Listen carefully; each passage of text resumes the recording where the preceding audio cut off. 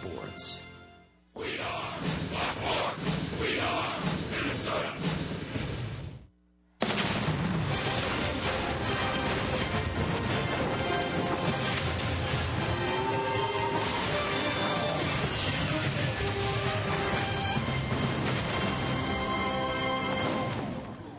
The Twins' first interleague series of 2015 is a short one, but tonight at PNC Park, the Twins can make it a two-game sweep over the Pittsburgh Pirates. The Twins will hand the ball to right-hander Mike Pelfrey. Twins have been above the 500 mark in part because the starters have done a better job than years past, and yes, Mike Pelfrey has been a part of that, although in his last start a very disappointing start against the Detroit Tigers. He hopes to bounce back tonight and send the Twins into their off day tomorrow in Chicago on a short winning streak. It's a beautiful night for baseball again in Pittsburgh.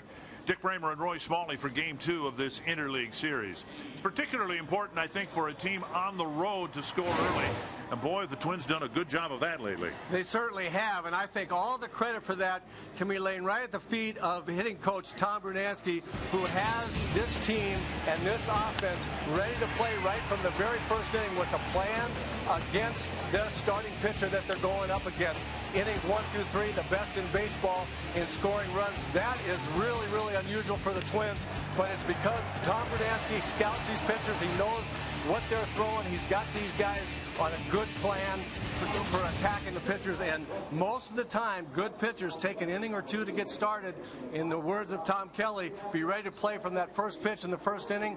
Bruno's got him doing that on the offense right away. On the mound, we hope Mike Pelfrey is ready to go from the game's first pitch. A little two-game series here in Pittsburgh, and the Twins would like to make it a two-game sweep.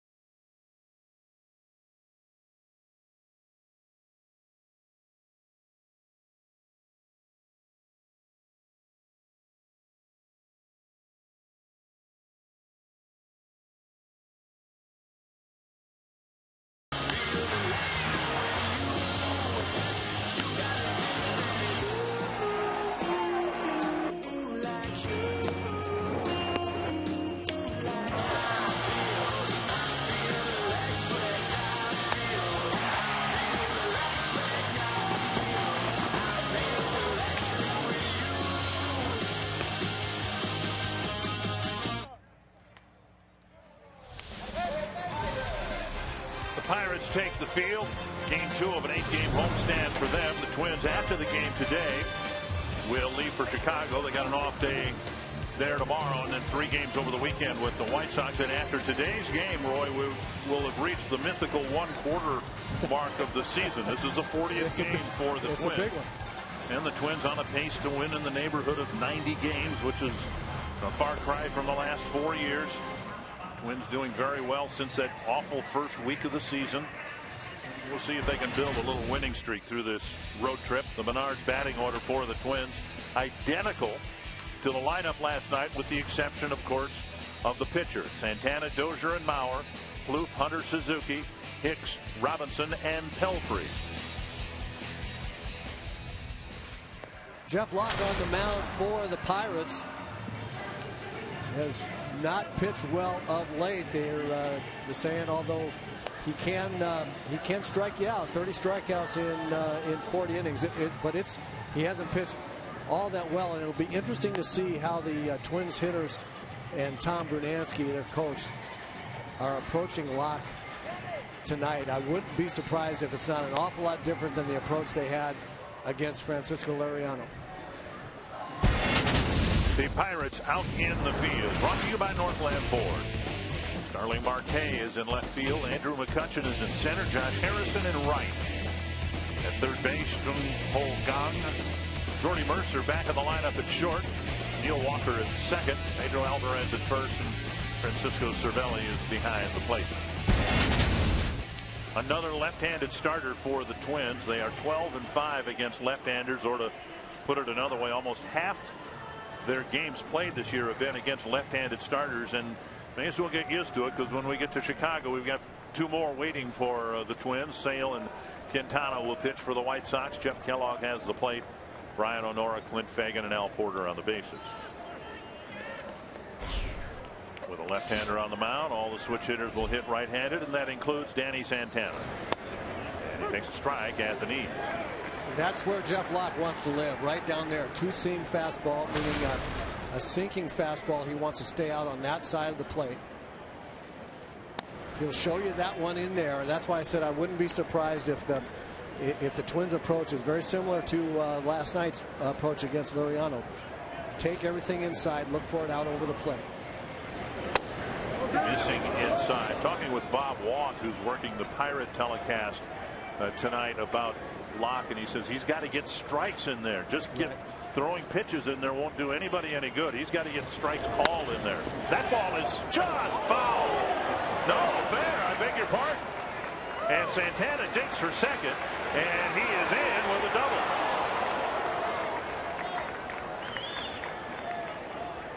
So Santana grounding one right over the first base bag, and Clint hurdles up on the top step with the possibility of a challenge here. This is not something that can be challenged, however, because it was a call made in front of the umpire. There's that low sinker moving down and away. Danny does a great job of going with it, slashing it right over the bag, and with his speed turns it into a double, even though the ball bounced off the fence there directly to the right fielder, Josh Harrison. Any play in front of the umpire, fair or foul, cannot be reviewed. And here's Brian Dozier. Swing and a miss and a high fastball. Well, it's interesting that Bob Walk told you, said what he did to you, Dick, about having to throw strikes inside, because that's absolutely true, and it's everything. Just because you throw it in there, if you can't throw it for strikes, hitters will forget about it and look for the pitches that they know you want to get them out with, which is down and away. And there's a ball inside, 1-1. That's what the Twins did so well last night. Their approach against Liriano, look for the ball out over the plate, take anything that's inside. Liriano couldn't control the inside corner, so the Twins hitters were able to lay off the slider, and they got fastballs and changeups that they just tattooed. Look for the same approach against Locke tonight, and unless he's able to show that he can command the inside corner for strikes. And the dirt, 2-1. Dozier, after the game last night, said their data showed that Liriano was only throwing 32% of his pitches for strikes, and that reinforced with everybody in the lineup, look, make this guy throw it over the plate. That's exactly right. And if you're looking out over the plate, you can hit most everything. If all you're looking for is inside, you're pretty much consigned to just hitting that one. You know, it's interesting because yesterday I asked Paul Molitor about the Twins not having an advanced scout. Most teams don't now. They rely on the statistical analysis and the new math in baseball to position fielders and defensive shifts and everything. It's very much become a bookwork type of exercise in terms of preparing for a series. And the hitters just looked at the data, which said that Liriano wasn't throwing enough strikes. They got into some favorable counts and knocked him out after 2 innings. High and tight to Dozier, 3-2. Well, it's not just that he wasn't throwing a lot of strikes. It's where he's not throwing strikes, and that was generally fastballs inside and that slider that breaks down that he wants you to swing at when it goes down in the dirt. And if you make him throw strikes out over the plate and just swing at that, then it obviates all the rest of it. It takes all the rest of those pitches that are bad balls away. Change up from Locke right there, and again Brian battling to hit the ball the other way, wait long enough to recognize what the pitch is going to be. Locke will throw fastballs, sinkers away, and change-ups to get you out. He'll throw fastballs in to get you off of those other pitches. 3-2 again to Dozier. Busted bat and a bouncer to third. Gong fires across, a high throw, and getting his back foot on the bag. Alvarez one away, and that'll bring up Joe Mauer. Twins have been doing well against left-handed pitching this year. Leading the way is left-handed hitting Joe Mauer, who is our T-Mobile game changer. 60 at bats against lefties, 20 hits, 4 doubles, 2 triples, 14 runs batted in. Mauer got the big hit in last night's game. Wasn't the soundest hit of the hits the Twins got. It was beautiful. But a little roller through the left side of the infield that scored 3 runs. And again, what's impressive about that to me, Roy, is the quality of left-handed pitching that the Twins have faced. Guys who are really good left-handed pitchers, and or guys that have given Twins a lot of trouble over the years, like Scott Kazmir. Well, they beat Sale once, they beat Kazmir once, so they weren't all victories against Bruce Chen. I mean, they got some victories against some guys with really good stuff. Santana at second now with 1 out. Strike on the outside corner. No disrespect meant to Bruce Chen. It's just his stuff is not exactly Chris Sale's stuff. Chen a couple days ago announced his retirement. Yep. Made 1 more start after the Twins knocked him around a little bit. 1 strike to Mauer.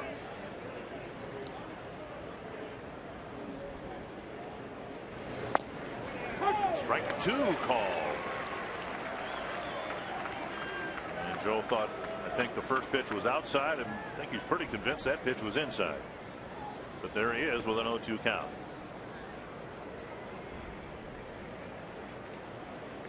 See pitch 2 down and away. First pitch on the outer edge. 1-2.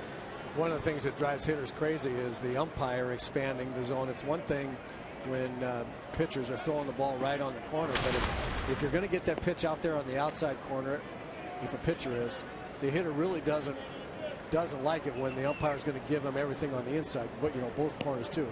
Especially given where the umpire's set up here, right over the inside corner. Right, you ought to be able to see that. Check swing, 2-2.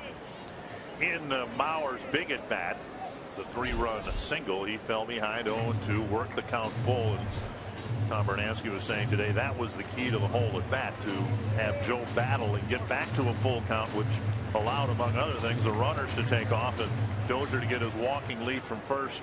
That allowed him to score on a short single to left. You're absolutely right. 2-2 to Mauer. Off the middle and behind the second base bag. Santana advancing to third. Mauer gets what turned out to be an infield hit with Jordy Mercer cutting the ball off and for the time being saving a run.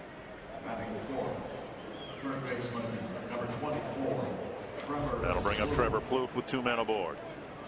Ball in on Joe. He's waiting with 2 strikes, trying to protect against everything. Able to muscle the ball in a real good spot, get himself a infield hit and move Santana up a base.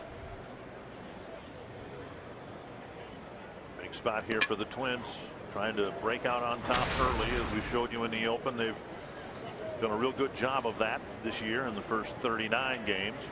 And now Plouffe takes a ball inside.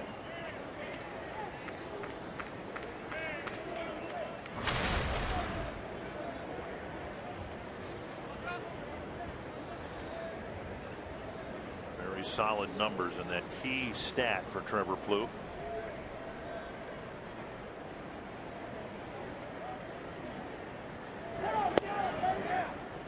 Good take, and it's 2-0.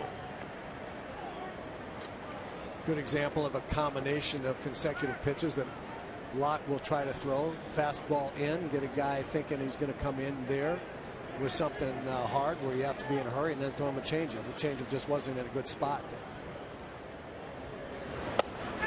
There's a strike on the inside corner.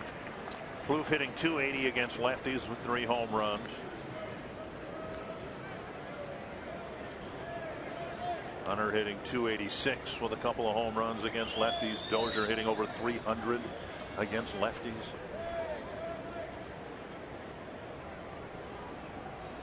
Two and one.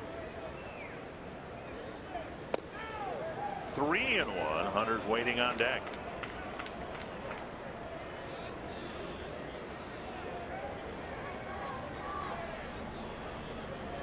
I really like Locke's plan here, his approach. I think it's absolutely the right one for a left-hander against right-handed hitters.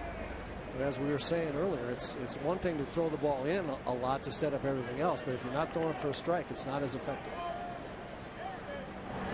And a pitch high will fill the bases, and Locke's in a jam right away with the bases loaded, 1 out. He's thrown 21 pitches, and now he'll face Torrey Hunter. Locke's really struggled, winless in his last 5 starts with an ERA of over 7.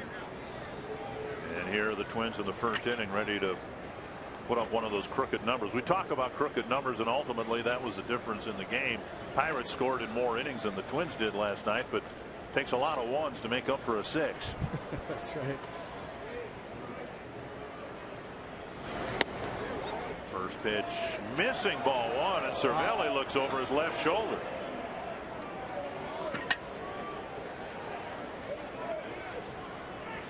Jeff Kellogg getting some heat from the Pirate dugout on a pitch that looked like it was right down the middle. Yeah, I think deservedly so. That ball looked like a high strike. Fox Tracks agrees.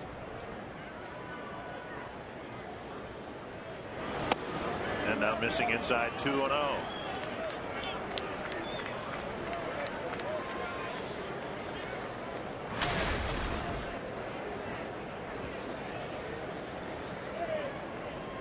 Ten grand slams. That's a great statistic. That's a lot of home runs with the bases full.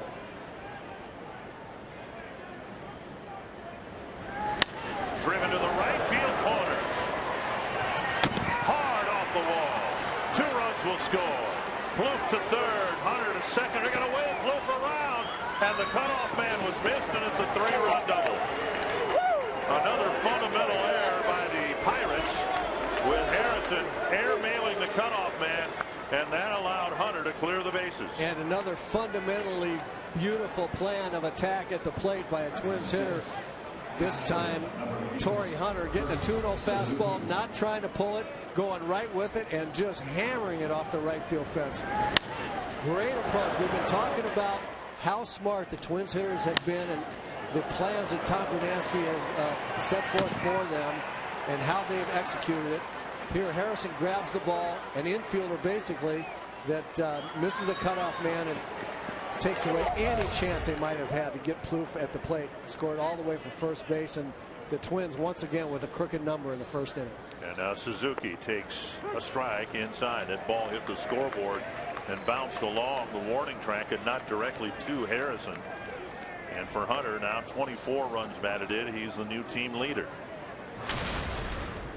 What a good at bat by Torrey right there. hitting that ball, that pitch, that direction.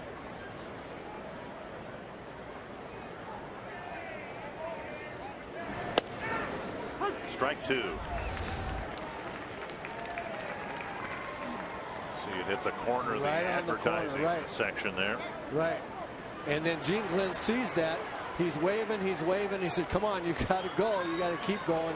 They might have had it. They would have had at least a play had the first cutoff man been hit right there. But once it went over his head, it was an easy score for Trevor. Trying to get the inside corner again, but missed 1 and 2. Been a marathon first inning for Locke, who came into this game struggling. Both he and Vance Worley in the back end of the Pirate rotation really taking their lumps in the month of May. Tap foul, and so Clint Hurdle had a decision to make with an off day on Monday. He could skip one, but not two guys, and they ended up pulling Worley out of the rotation, leaving Locke in. Worley pitched pretty well in a relief appearance last night.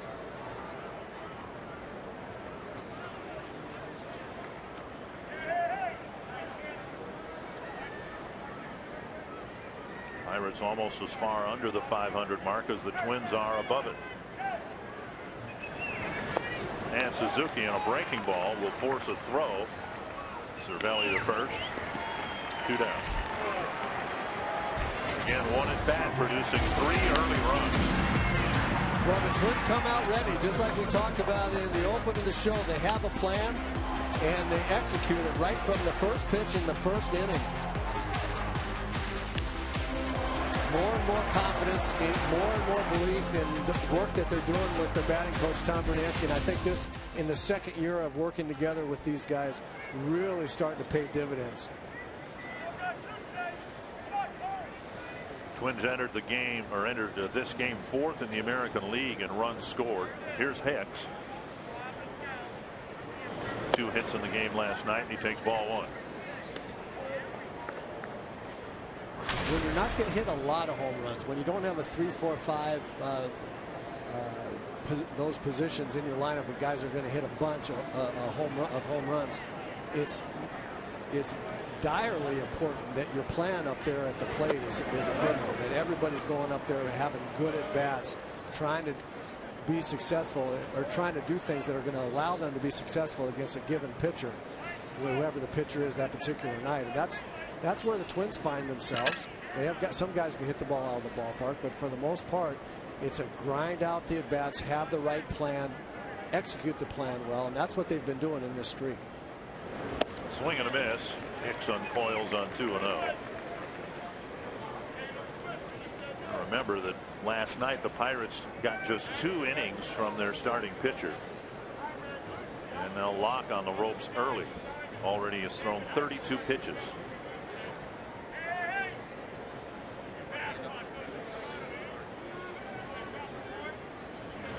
Tap foul, 2-2.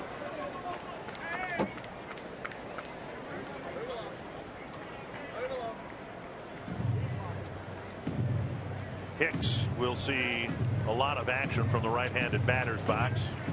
Left-hander starting tonight, and again Chris Sale and Jose Quintana will pitch 2 of the games in Chicago. Despite his improvement from the left side, this is still his preferred side.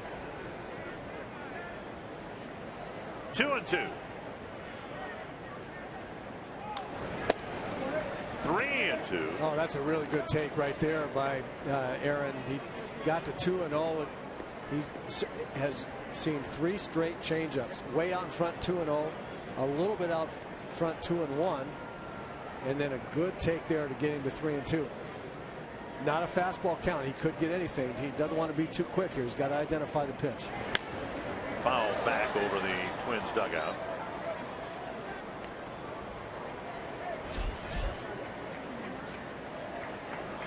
Robinson on deck.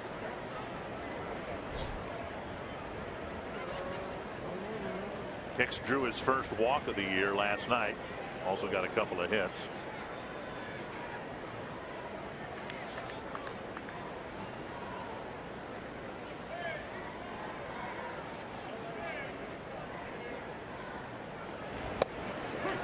third strike. Zipped the fastball over the inside corner, but the Twins strike. 3 hits, 3 runs, and an early lead for Mike Pelfrey.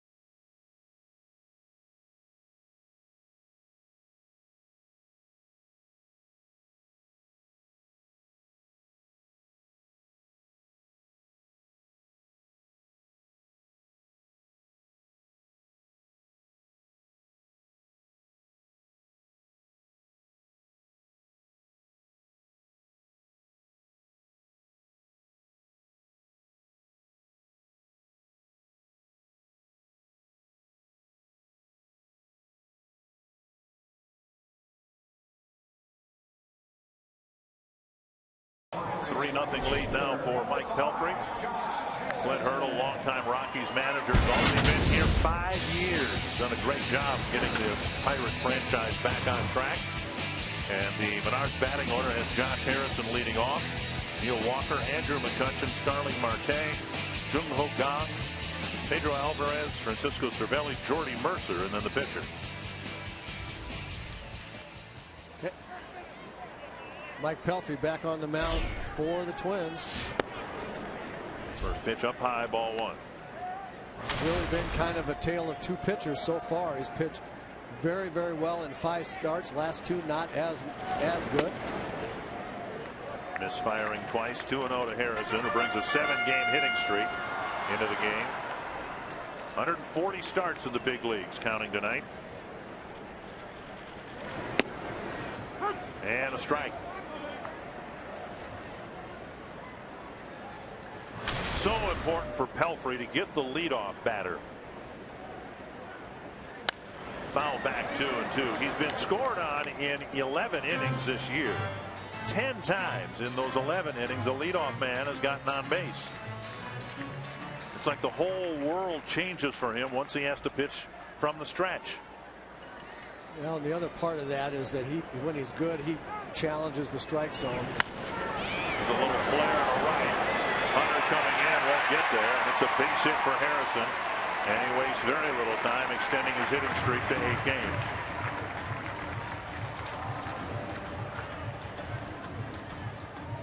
Twins defense brought to you by Northland Ford. Jade Robinson at left, Aaron Hicks in center, Torrey Hunter in right. Same infield as last night. Plouffe, Santana, Dozier, and Bauer, and Suzuki behind the plate.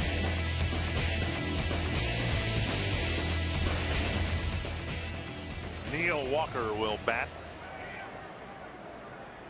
Robinson, no stranger to playing here. Of course, parts of 5 years with the Cardinals.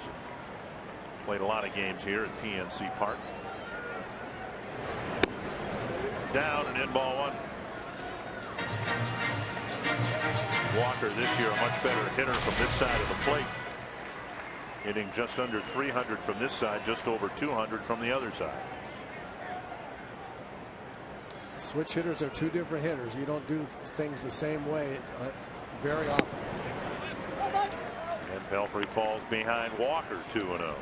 And this is the major issue for Mike Pelfrey, is whether or not he's going to be able to command the fastball in the strike zone. And he throws 92, 93, 94 sometimes. Good movement.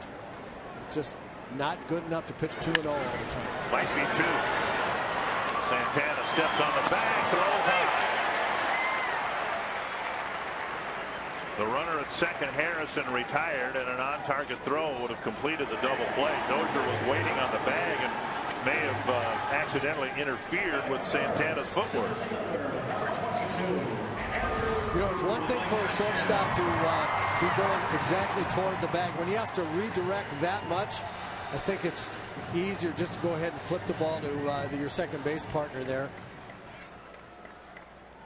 Little things like that. I think Danny is a really good shortstop. He can catch the ball, he can throw it, he's got good instincts. There are just going to be little rough edges that will smooth out over the course of time.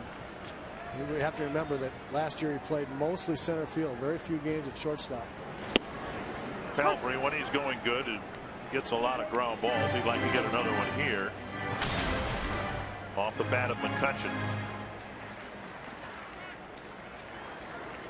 McCutchen's numbers down after a terrible April. Better numbers so far in May.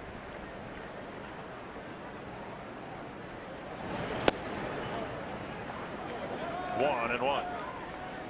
6 for 12 against Mike Pelfrey.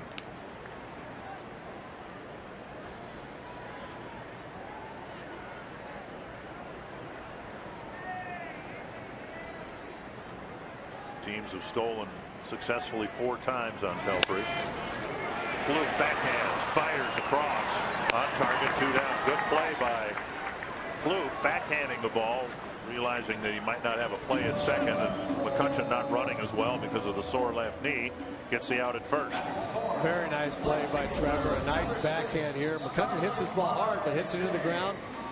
Smooth pickup, sets his feet and throws. Very nice play. It would have taken, speaking of foot movement and changing direction, it would have taken a little bit of more effort to get redirected toward a throw to second base. So I think a good decision there by Trevor to go ahead and get the second out. Here's Starling Marte. Make sure of the second out. And Pelfrey gets that inside strike at 92 miles per hour.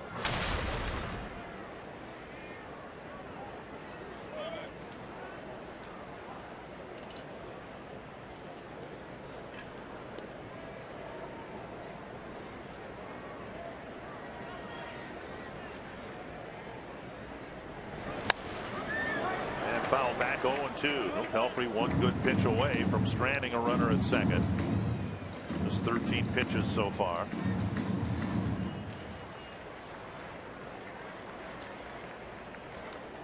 Before his last start, when he gave up 10 hits and 4 earned runs, 5 runs total to the Tigers, he had a string of 5 straight starts where he gave up 2 runs or less.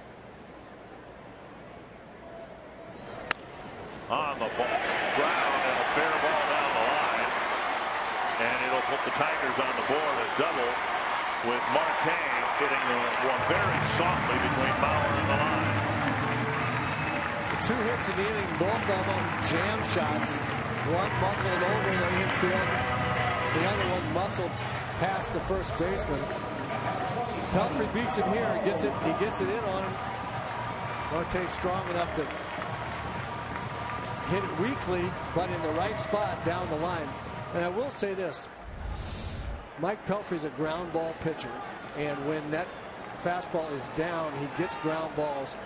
As good as those pitches look when he's getting in on guys like that, because they're up in the strike zone, they tend to find their way to the outfield. If that same pitch in the same location is down 6-8 inches, it turns out to be a ground ball that both of those guys, both Harrison and Marte, they hit it weakly at an infielder someplace. When the ball's up, even though you jam them, big league hitters strong enough to muscle into the outfield for a lot of times.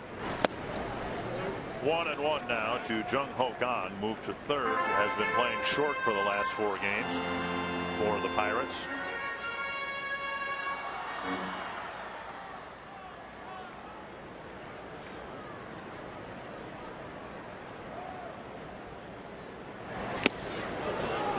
Back at 93 and getting strike 2.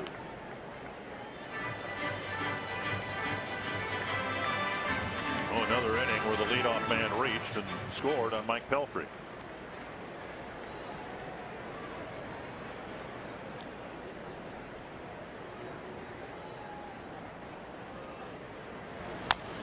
High chopper. Oh boy. And Pelfrey's given up 3 hits, and none of them have been hit crisply at all. And the tying runs at first with 2 down.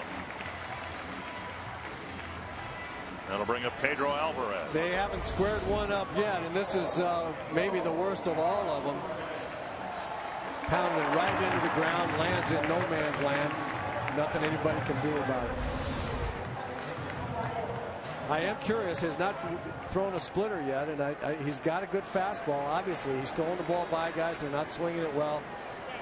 But once again, Jack Morris, Anthony LaPanta, and I talked in the pregame show about his splitter that he's developed and how effective it's made his fastball, and hasn't thrown one yet. Just like Detroit, has not. His last start has not thrown a splitter yet. I'm not understanding that. There's a breaking ball off the plate. And the only thing that I can figure is he's still learning with that pitch. It's not a pitch that he's thrown for a full year or two and has total confidence in. So maybe just he came out of the bullpen, didn't like the way it felt, and liked his fastball. But I really think you got to show hitters that pitch. Anthony's 1-1. Dangerous hitter. He can hit the ball a long way, and he showed that last night. Saw that last night.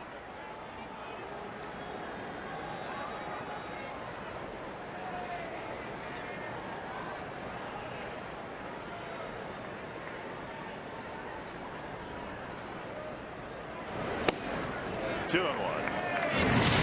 Alvarez thankfully with the bases empty, hit one into the river. Got a 2-0 pitch and just unloaded all the way over the grandstand, over the walkway, over the grass, into the boat. Just the third guy to clear the pavement and actually hit it into the river, even though it didn't get wet. 2-1 to Alvarez. Foul back. Now the other 2 guys who've done it have shirt tail connections to the Twins. One was Darrell Ward, who's the son of former Twin All-Star Gary Ward, and then Garrett Jones, who was a first baseman for the Twins before they dealt him to Pittsburgh. 2-2. Pelfrey trying to get out of this inning with a lead.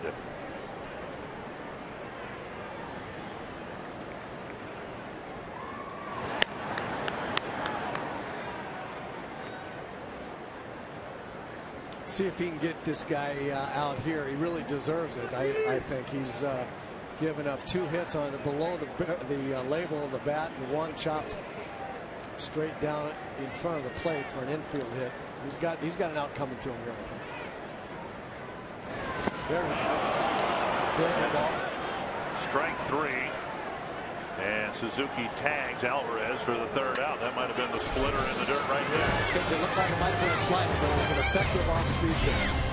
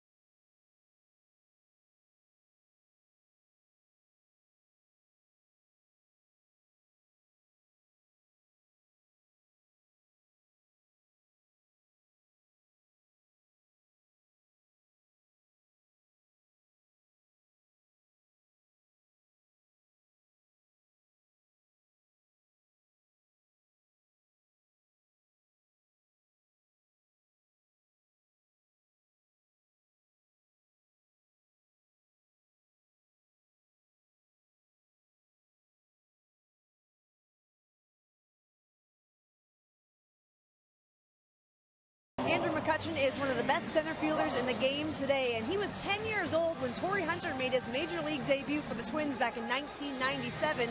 McCutchen is a big fan of Torrey Hunter. He's a guy that, you know, can do it all. He was a person I grew up watching. You know, the later I got, like in high school, was the person I used to really start to. I really admired his game, the way he played hard, made basically any play that needed to be made out there. Torrey says he's been blown away by watching what Andrew McCutchen has been able to accomplish so far, but he said he's most impressed, guys, by the kind of person he is off the field. Absolutely. Thank you, Jamie. Here's a chopper back to the mound, and Locke has an easy play to retire. Robinson one away. So many charitable endeavors. McCutchen just a wonderful cornerstone of this franchise, and probably not a coincidence that the Pirates are struggling because McCutchen physically is struggling with a sore left knee. Well, one down. He certainly can carry a ball club. There's no question about that. He's got some real good guys around him as well. Marte's going to be a star. I like the looks of Gregory Polanco. A lot of guys that can really swing the bat and play ball on this Pirate team. But McCutchen's the star. There's no question. He's the guy. Mike Pelfrey with a chopper, and Locke lets it go to Gone, who fumbles it, and Pelfrey's going to get a base hit. Mike Pelfrey with an infield base hit and getting a chorus of cheers from his first base dugout.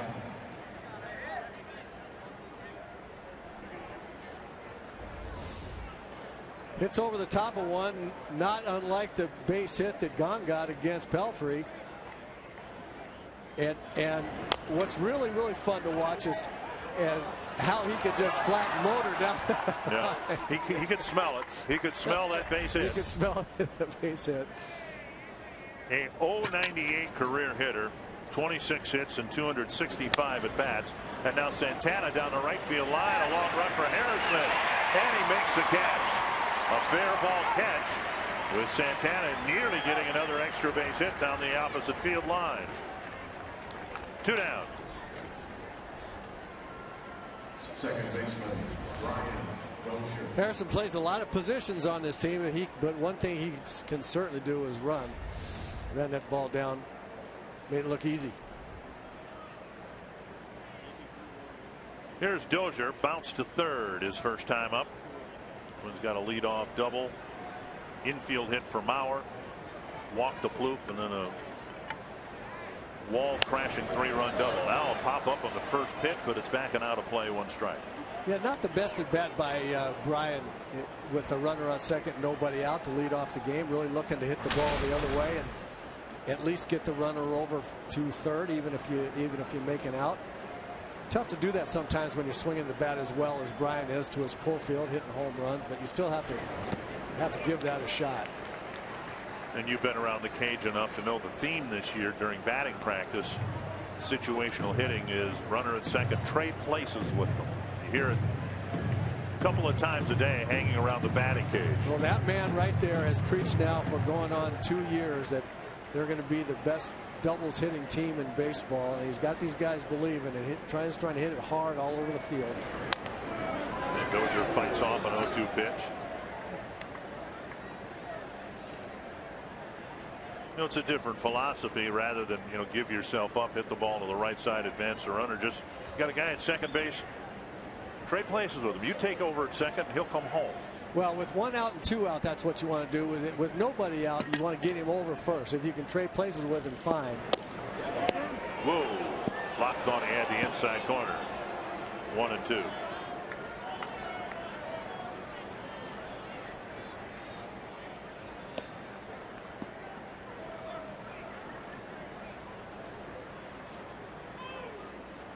Locke, an all-star 2 years ago, 2013.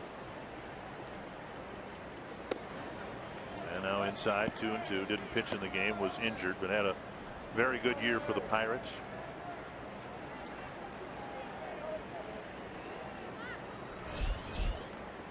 Mauer hoping for a chance here in the second inning.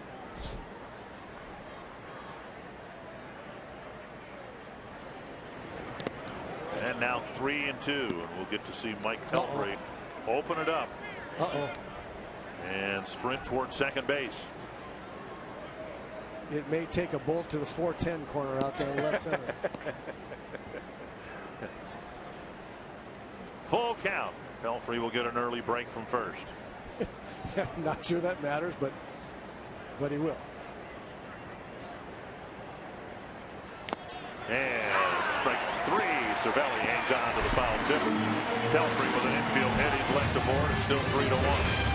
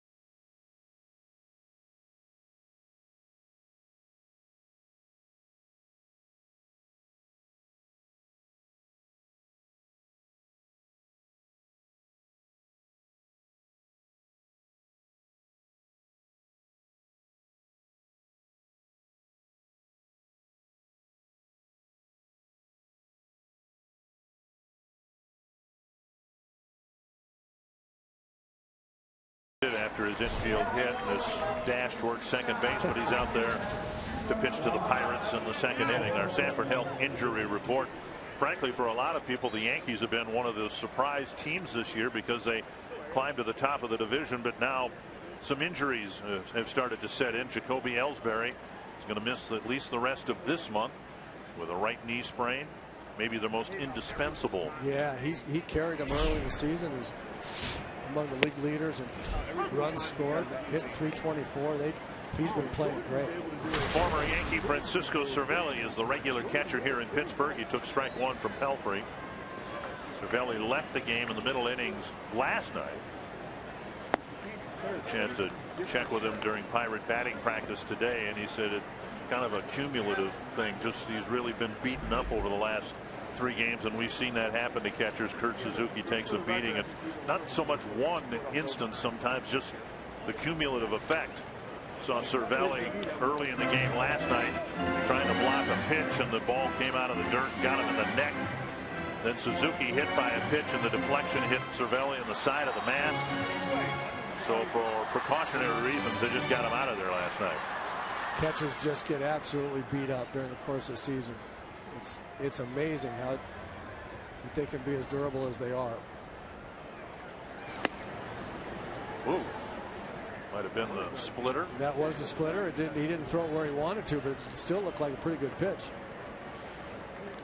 Pelfrey ended the first inning by striking out Alvarez on a looked like a split finger pitch. It was a split finger. I called it for slider because it had a little movement down toward the left-hand hitter, but it was in fact a splitter. Fastball drilled to the gap in right center, but Hunter's there, 1 away.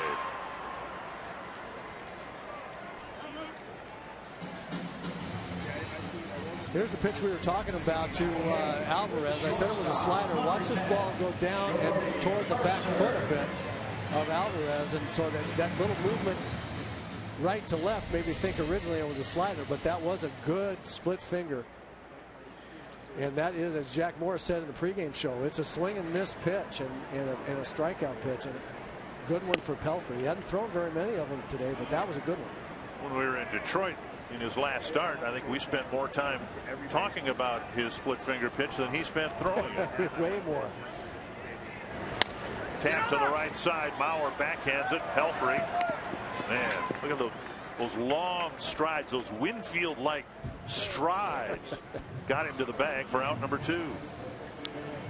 Limited 16-person suites are available on both the Brewers game coming up on the weekend, and then Father's Day, June 21st, against the Cubs.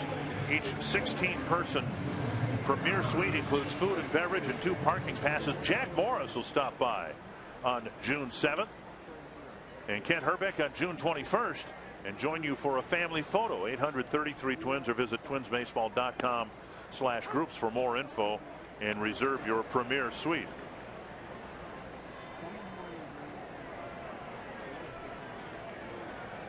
Two down, and here's the pitcher lock. What, 4 strides, maybe max. 1, 2, 3, 4. Well, you only count his left leg.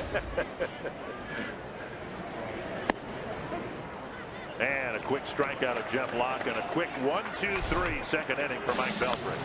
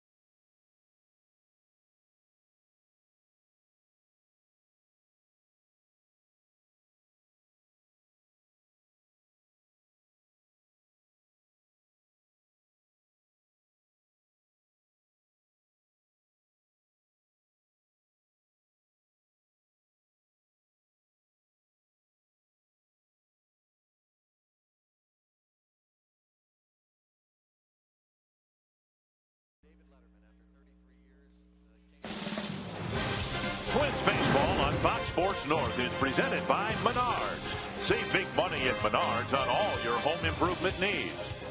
By Dodge. Come discover great deals during the Dodge Drive and Discover event. And by Budweiser. Brewed the hard way. This Bud's for you. With all the rivers around here, a lot of bridges, and the nearest one there, the Clemente Bridge, named after the Hall of Fame Pirate great.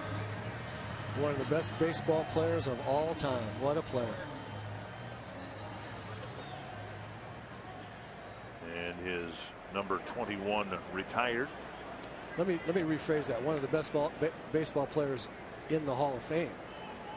Obviously, he's one of the best baseball players of all time. He's a Hall of Famer, but he was something special. Joe Mauer takes strike 1, got an infield hit. He chopped one right over the mound, and Mercer, for the time being, saved a run from scoring, but Mauer got an infield hit, came around to score. Twins will be part of a number retirement on Saturday in Chicago. Fouled off a foot, and it's 0-2. White Sox are going to retire Paul Konerko's number 14. Great.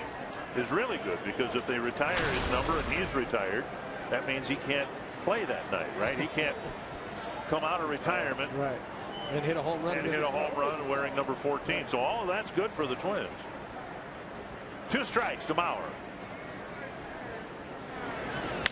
Bounce to the third baseman. Gong is there, and Mauer retired 1 away.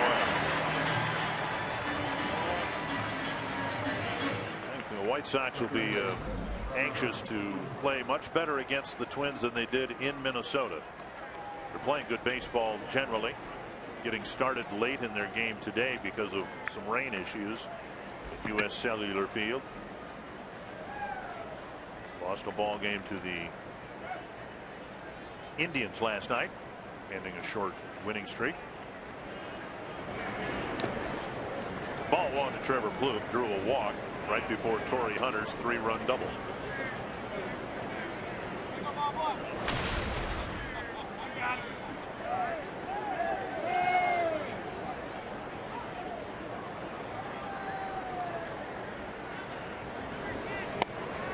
And a breaking ball over for a strike. Plouffe planted a 2-run home run in the 6-run second inning last night. He takes it inside. If you didn't recognize the face and the number and name on the back of his jersey, it strikes me that Trevor Plouffe is a completely different hitter than he was a couple years ago. So much more patient. Plouffe was one of those guys back in the days when he was on that home run binge. Whatever was going to happen was going to happen quickly. Now we see this more often than we ever did now, where he's gotten deep into counts, in this case a full count.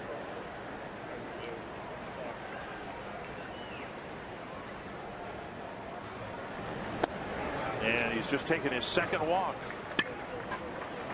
Well, we're really seeing Trevor Plouffe mature into a very, very confident hitter, and confident in a couple ways. He's confident in his own abilities to hit, but he's also confident in his approach now. He was working with Tom Brunansky in the batting cage underneath the ballpark here today, and he turned around and said, I was watching him work, and he turned around and said to me, "It just feels really, really good." I said, "You're stroking?" He goes, "No, I know that I can get hits all over the field now." He said, "That's a great feeling," and so you're seeing that confidence with Trevor. He's always had the tremendous life in his bat. The ball jumps off his bat when he squares it up as well as anybody. Hits the ball really, really hard. But he has gone from being a strictly pull hitter to a guy that can figure pitchers out, can have a plan, can hit the ball for doubles and home runs all over the ballpark. He likes that. Ripped to left. The guy in the box went through a stage similar to Plouffe's early in his career. Now Plouffe trying for third base. Not a good idea. Tried to run on Starling Marte. He's thrown out at third. Hunter takes over at second.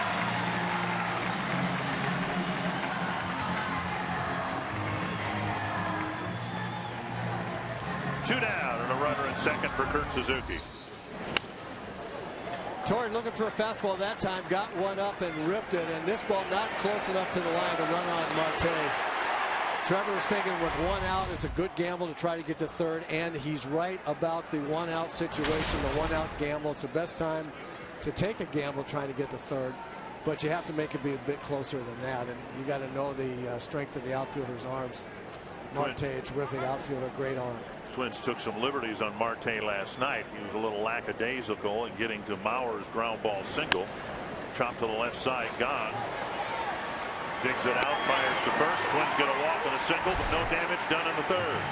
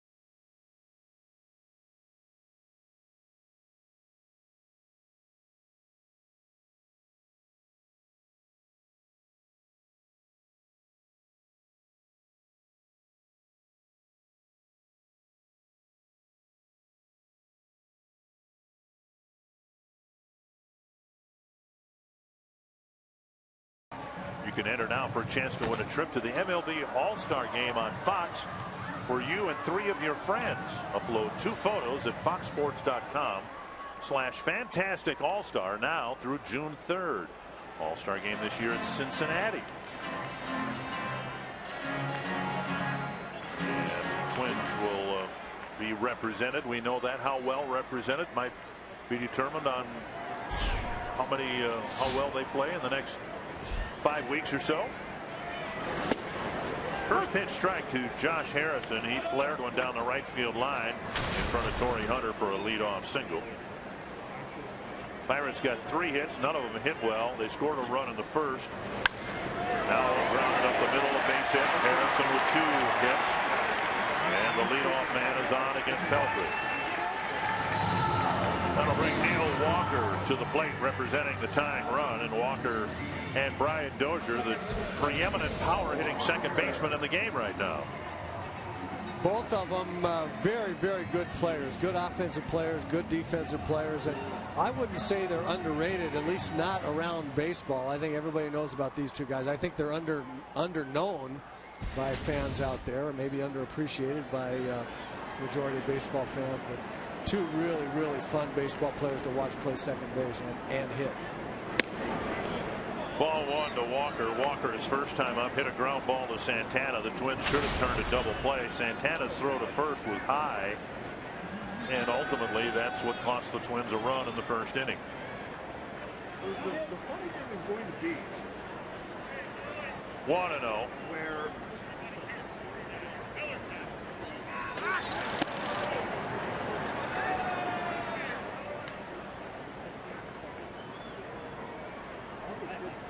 and teams are 4 for 4 against Mike Pelfrey and whomever the catcher is in stolen base attempts this year. Well, Mike doesn't hold guys on really well. He's a little slow to the plate. Frankly, I think that that bothers him just a little bit. You mentioned the statistic about how many leadoff hitters that get on against Pelfrey end up scoring, and whose motion seems to speed up a little bit as folks on the strike zone seemingly not as good with a runner on first. Left one up to Walker, and he's lucky that Walker didn't tie the game. That was not where Pelfrey wanted to leave that pitch.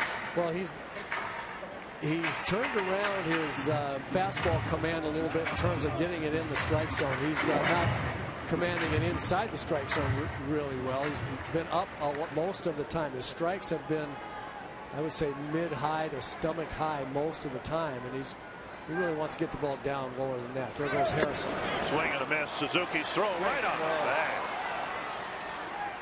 And out is the call at second base. Harrison pleading that he tucked one arm away from the tag and slid the other one on the bag. But my goodness, Suzuki with the batter swinging at the pitch, stayed with the pitch up and away and threw a strike. Well, he came firing up out of there really well, and he made a perfect throw for having to reach out to get that almost pitch out.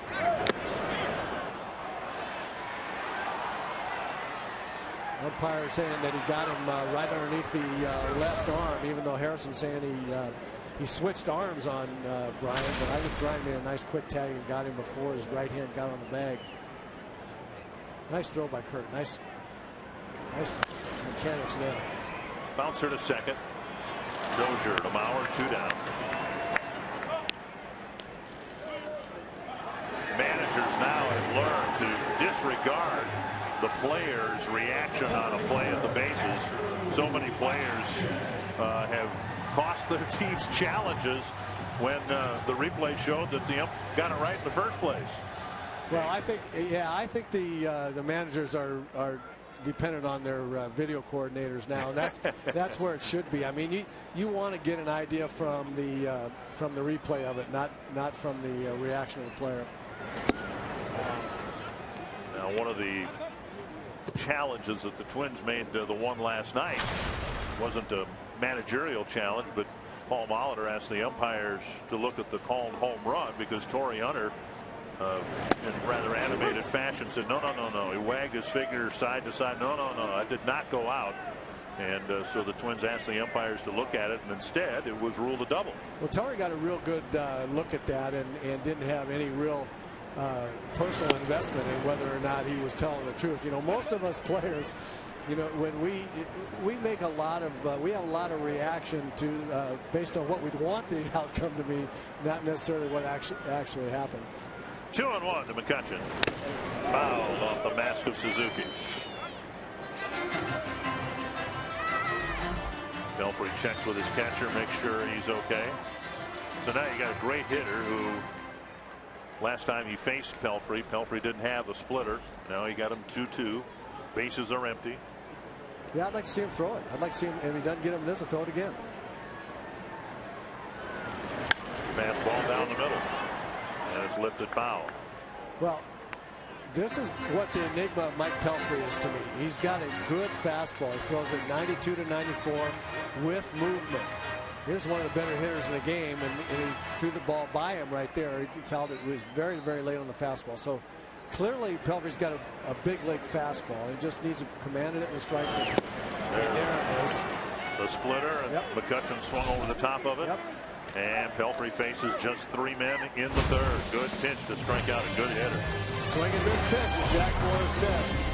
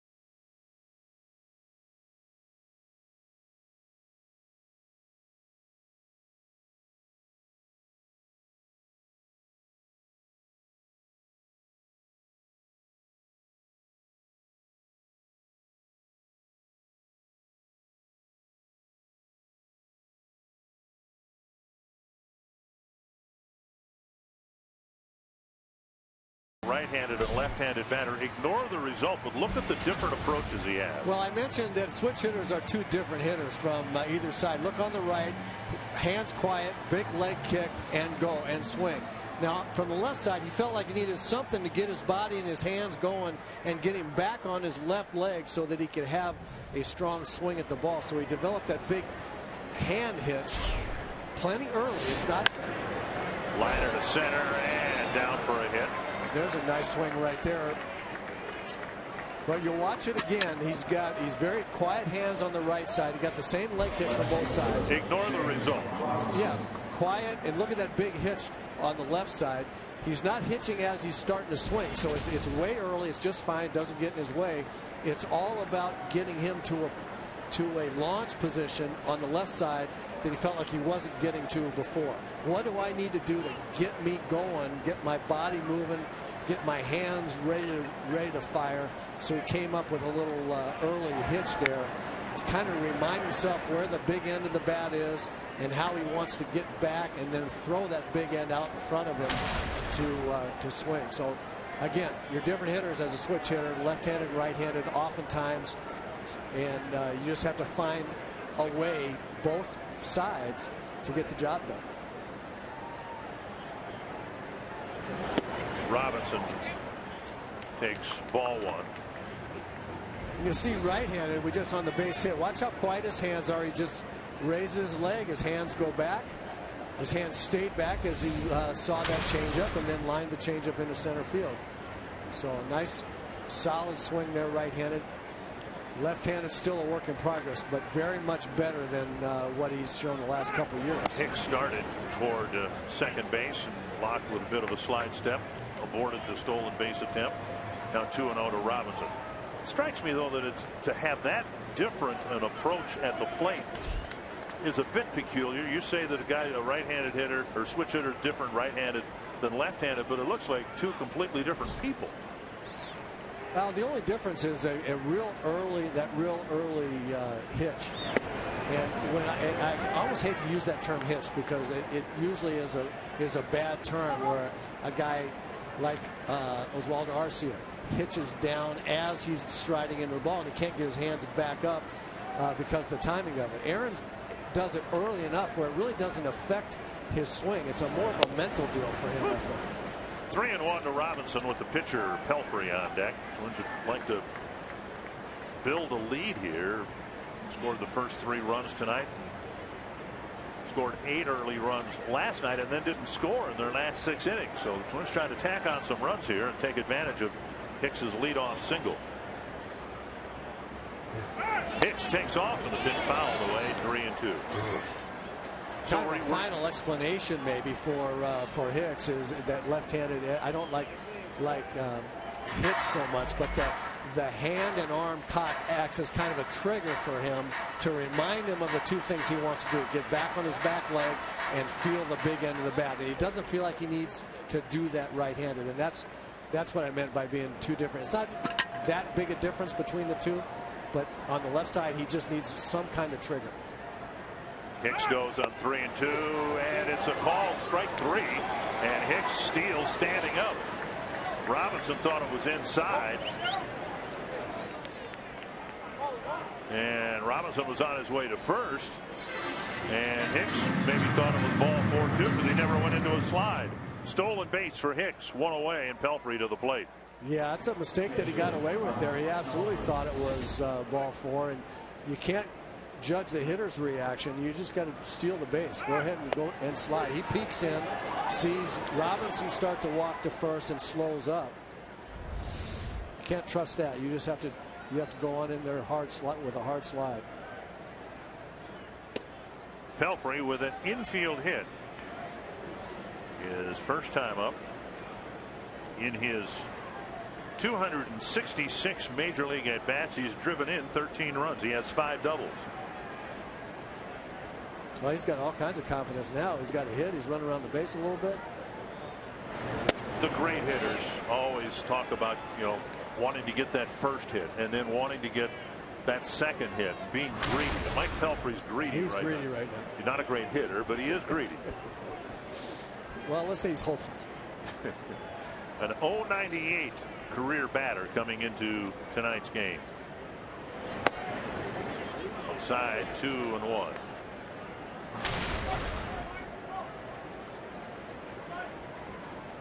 But look what he is running as a scoring position. Almost double.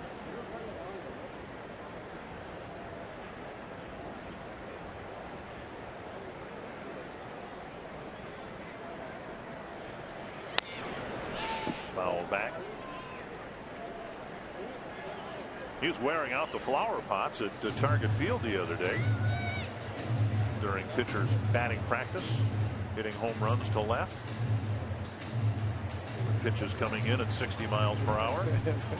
Paul Mahler said he's got full confidence with Mike Pelfrey up there against 60 miles an hour. 2-2 to Pelfrey. Good take. 3-2.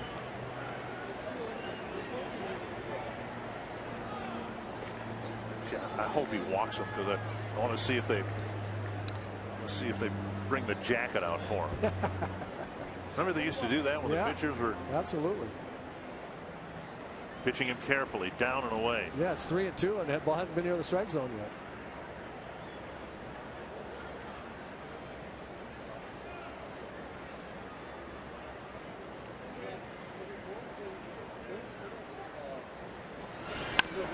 And a bouncer through the hole to left. Jeffries 2 for 2. Hicks to third base.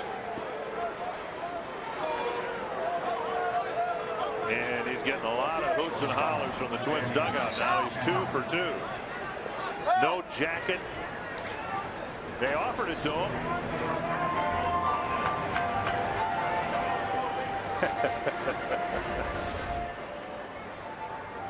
Fastball down the middle. He's ready for it. Gets the big end of the bat out there in front. Grounds it through the hole.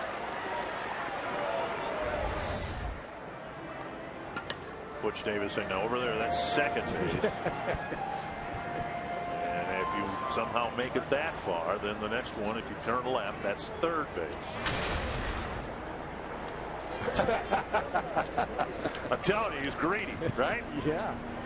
First and third. Now big at bat for Santana. He doubled down the right field line in his first at bat. Nearly hit another one down there in his second inning at bat. Grounded to short. Santana's gotta hurry. Santana's just grounded into his first double play of the year, and it ends the fourth inning.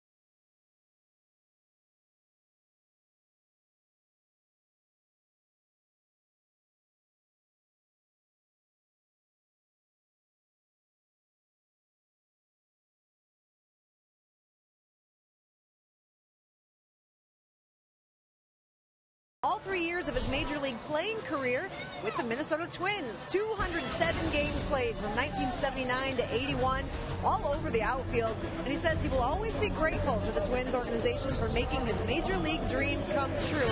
Guys, he still keeps tabs on the Twins all throughout the season. He says he checks the box scores and checks up on the highlights.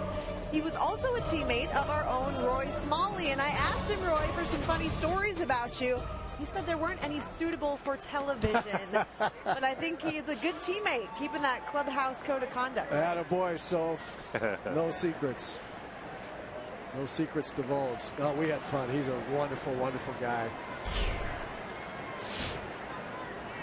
Starling Marte takes a fastball, strike one. Well, you guys were in the ballpark for the last game at Metropolitan Stadium, and Clint Hurdle hit the last home run at the old Met on a gloomy, appropriately gloomy day at the old Met. The final baseball game played there back in 1981. Yep, it was an ugly day that day. Larry Gura beat us. Hurdle hit the last home run.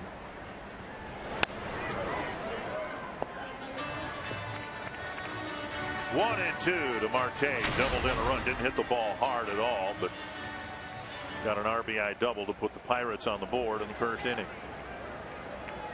And then Marte with a defensive play, throwing out Trevor Plouffe at third base. Yeah, he's a multi-talented guy. He's got all the tools. Line foul.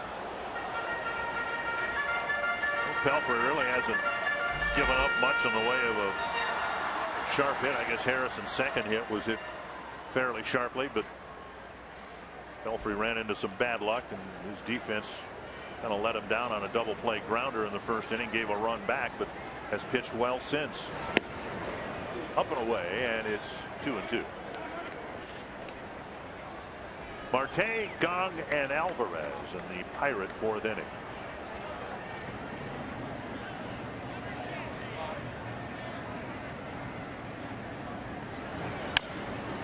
Dribbled foul toward Rick Sofield. Splitter there. Here's what I like about the split finger pitch. Even when you're beating guys with a fastball, and he's throwing the ball to Marte, who's fouled the ball down the right field line, which means he's late on it. And most of the time, here's the splitter, a little bit high. If that ball's 6 inches lower, he strikes him out right there. Foul. See, now that ball right there, he's late on that. And normally, if I see a guy late like that, I don't want my pitcher throwing him an off-speed pitch, because that'll just speed up his bat. You're already beating him with the fastball, so don't throw it slower. That'll just help him out, speed it, and give him something slower that he can hit. But the split finger is a neutralizer of that idea, because the ball has such good downward movement. You can still make him swing and miss. Santana. High throw. Bauer kept his foot on the bag. Yeah, nice play by Joe there. 2 high throws from Santana. Bauer catching both, getting it out on one. This is your last chance to become a weekend warrior for the 2015 season. You can get all Friday, all Saturday, or all Sunday home games. You can become a weekend warrior and Twins season ticket holder today and get your tickets this summer. The last day to purchase is May 27th. Call 800-33-TWINS or visit twinsbaseball.com/weekend warrior. One down. Here's Gong, and he takes outside, ball one. I've been impressed with this guy. Speaking of knowing where the big end of the bat is, I've watched him in batting practice and now in games, and he's getting the big end of the bat to just about every swing that he takes. Getting the big end of the bat to the ball on just about every swing he takes.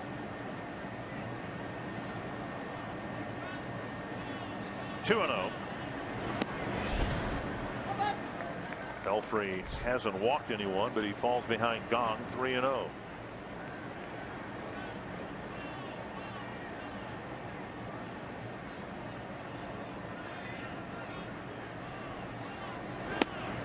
And at the knees, a strike.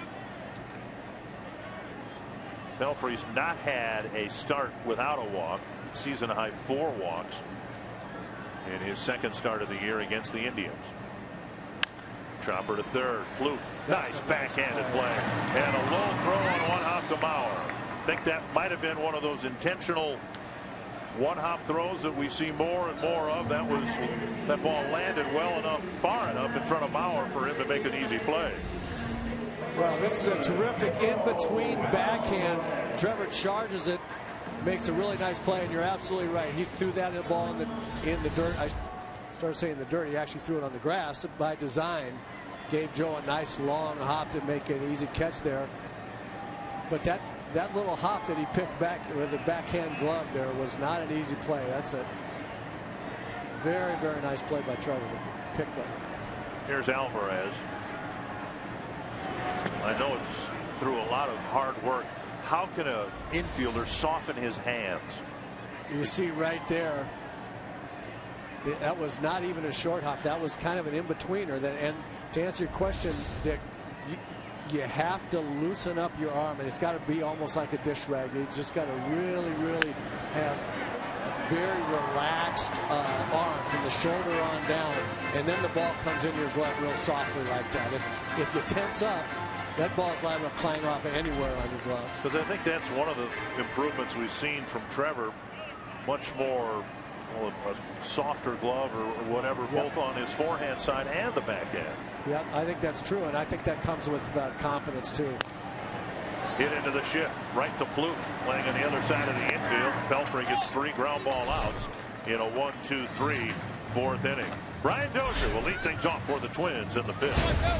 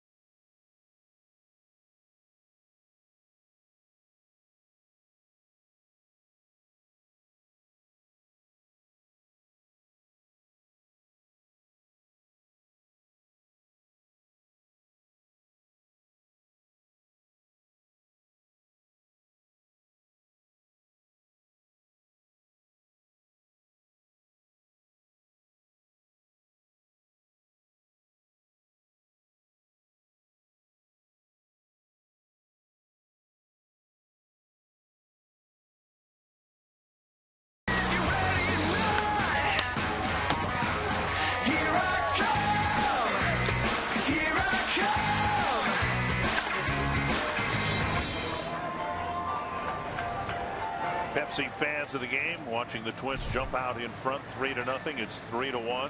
Mike Pelfrey's settled down after an unfortunate start. He has 2 hits. Twins out hitting the Pirates 7-4. Brian Dozier leads off the 5th against Jeff Locke.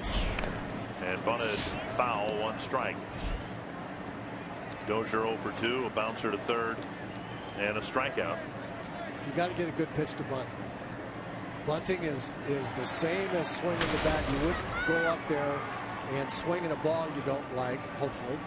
And sometimes, many times, guys make up their mind they're going to bunt for a hit, and then they bunt whatever comes up there. And that one hits the edge of the grass and kicks foul. And see, the third baseman was playing deep enough right there. Brian saw him 2 times in a row. He thought about bunting. When a guy's playing that deep, you really don't have to run too soon, and you don't have to make a great bunt. Just get a pitch that you can handle easily, and get the bat head out. Just place the ball down there where you want it, and then run. And the only reason I know about that is because I watched Rod Carew for a long time. He was the best at it that I've seen, and everybody thinks, well, God, he was so fast he could beat out bunts. Knocked down by Walker. Dozier hit a bullet into the shift, 1 away. But what Rodney did best of all was keep his head still, get a good pitch to bunt, and then just bunt the ball where he wanted to, and then start running. And it was more about the placement of the bunt rather than his speed. He was just a magician. Carsoup.com trivia question: which National League starting pitcher has the best career ERA in interleague games? And Mauer back to the mound. 2 down.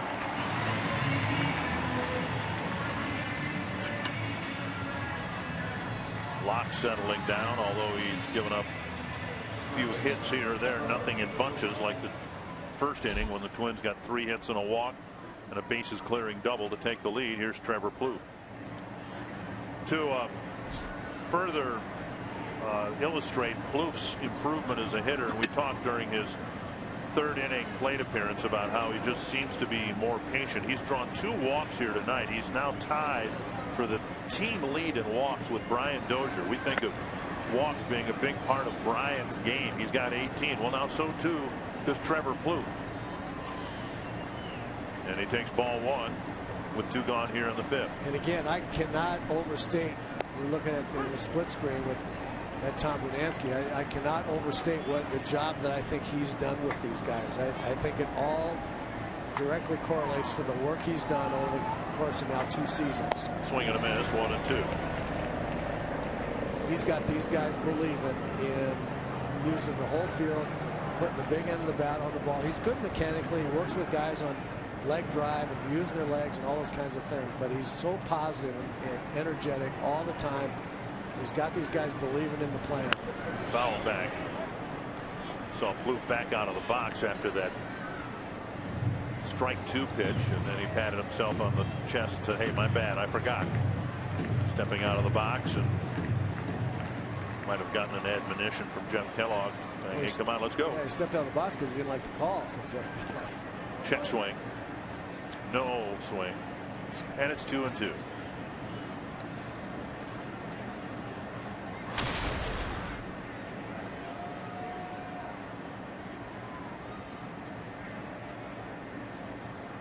Hunter on deck. Swing and a miss. And Locke has a quick 1-2-3 5th inning. He'll hit in the bottom of the inning.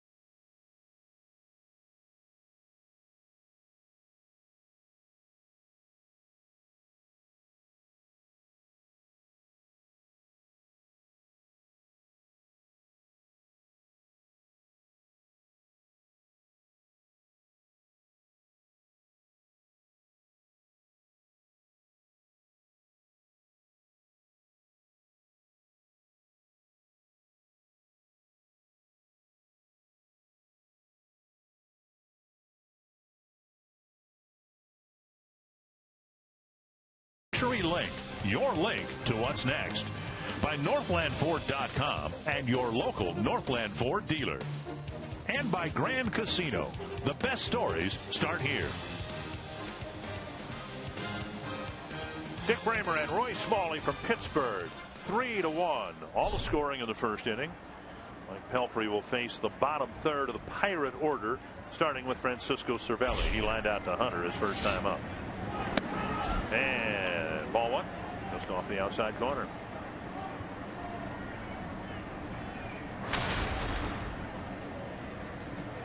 Russell Martin served the Pirates very well here in Pittsburgh as their catcher. Great call of the game, great catcher behind the plate, but the Pirates couldn't afford him anymore and ended up signing with the Blue Jays. 1-1 to Cervelli. Popped up, it'll reach the seats. 1-2. Cervelli, Mercer, and Locke here in the fifth inning. And possibility, I suppose, depending on the situation, the Pirates could pinch hit for the pitcher, but they depleted their bench in last night's game and pretty much depleted their bullpen. Yeah, a lot will depend on obviously what these first two guys do before Locke gets up. I think this is a very important inning for Mike Pelfrey. Foul tip. He's got the bottom third of the lineup. It's he's the pitcher of record if he gets through this this inning unscathed here without the score being tied up. And if he can have a good inning here in the bottom of the fifth,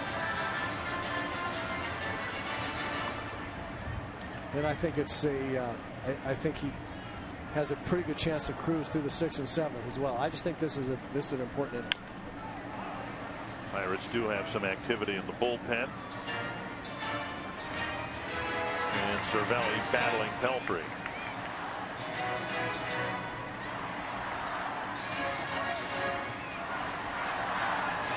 Rob Scahill warming up. And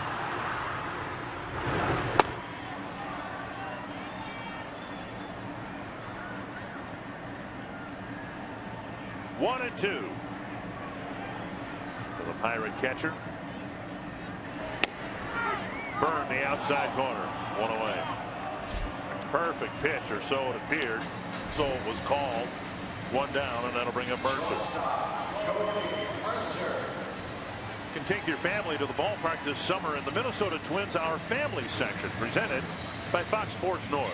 Tickets in the alcohol-free section start at just $10 and include a free Schweigert hot dog and Pepsi. For ticket information, visit foxsportsnorth.com and click on the upcoming events on the Hot Topics bar. Here's Mercer. Bounced out to Mauer's first time up, and he takes ball one.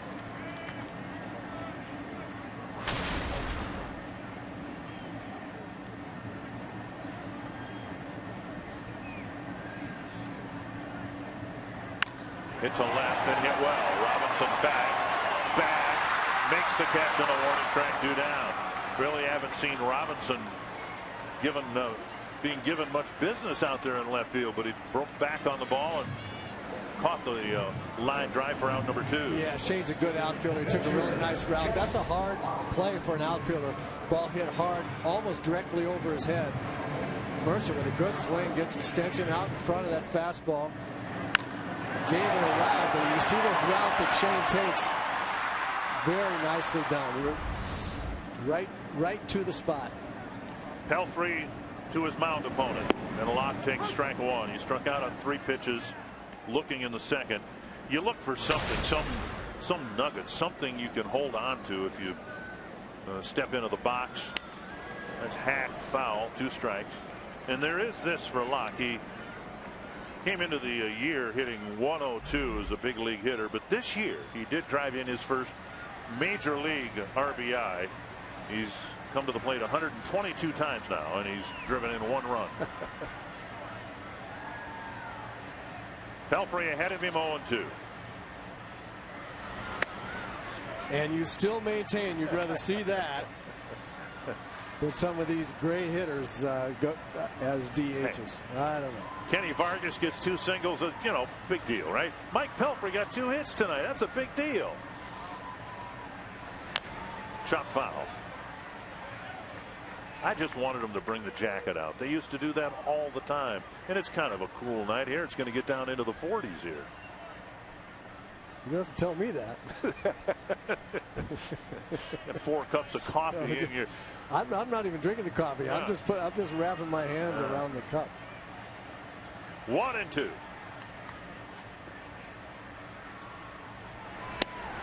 And he dropped a splitter on him. A strikeout, 2 of them in the inning. Pelfrey's retired. 8th man in a row. And it wasn't the best splitter in the world, but it was good enough for strike 3 to a pitcher.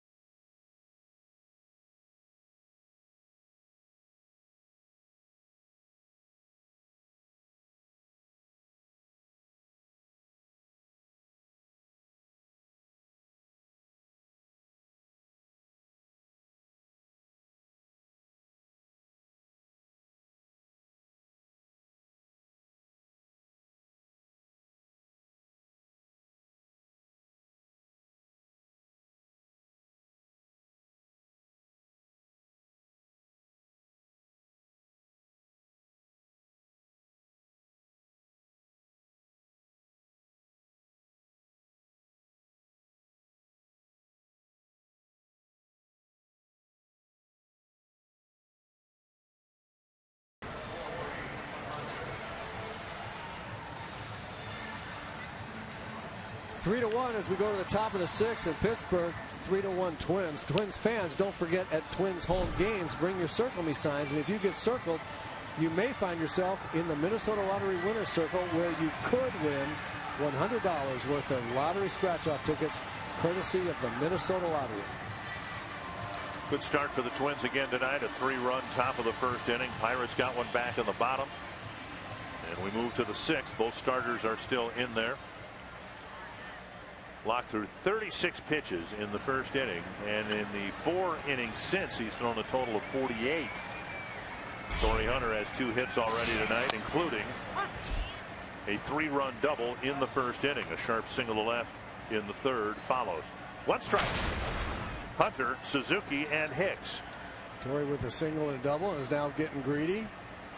Wants more. Only 1 more total base in his starting pitcher. Remember in Cleveland on the last road trip, Torrey made a bid for hitting for the cycle. Yep. Call strike 1-2. When we get a chance, I'll tell you what. You talked about great hitters getting greedy. I'll tell you what a great hitter said to me one time about his attitude. Tony Oliva told me one of the best things I've ever heard, and not many hitters could say this, but Tony Oliva said, as we await the 2-2 pitch here to Torrey inside 3-2, Tony Oliva told me one time he loved it when pitchers like Jim Palmer and Catfish Hunter were pitching, because he knew they'd be in the game the whole game. He'd get 3 or 4 at bats, and by the 3rd or 4th one, he'd get them.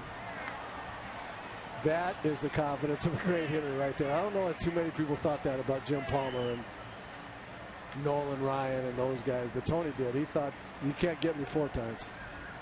3-2 to Hunter. On the ground, hit right at the second baseman Walker. 1 down. And that'll bring up Kurt Suzuki. This has so far been a refreshing game. Twins have had a couple of lopsided losses where they've given up a lot of runs, a lot of earned runs. The team ERA has taken a beating because of it. About a third of an earned run has been added to the team ERA in the last week or so. And as we approach the quarter point of the season, this is game number 40 for the Twins. There have been improvements on the pitching side, but then you look at the team the Twins are chasing, the Kansas City Royals. Their team ERA almost a full run less than the Twins. So there's a little work to do yet. And the more starts the Twins can have like this, the better chances are that they're going to be in contention the entire summer. 1-1 to Suzuki. Struck out in the first, bounced out in the third. Fox Tracks presented by Dodge, and it's 2-1.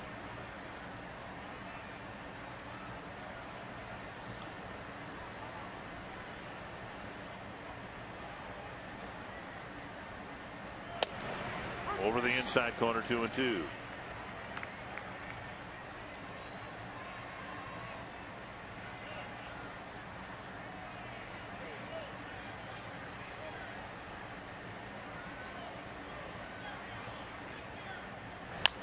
Chopper. Mercer charges. Gong cuts it off and throws him out. A good play for out number 2. Mentioned it last night that our field reporter Robbie Smikowski for a number of years left Minneapolis in the Twin Cities area and joined the crew out here in Pittsburgh. And Robbie has always enjoyed a night at the ballpark. And yeah, that's Robbie. That's Robbie. Our guy. Yep. He'd get some rest at night, Robbie. Somebody said of Bo Belinsky. I'm throwing a name from the past. Oh, man, right. Are you ever? But it's just a great quote, and it may not apply to Robbie at all, but I just remembered the quote. He cut the candle in half and burned it on all 4 ends.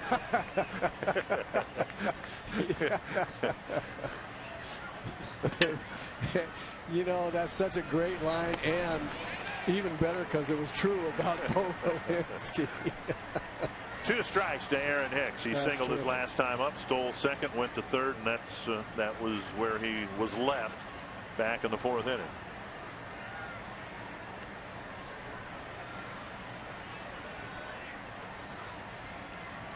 Swing and a miss, and Locke has another 1-2-3 inning. He's retired. 7 men in a row through the middle inning.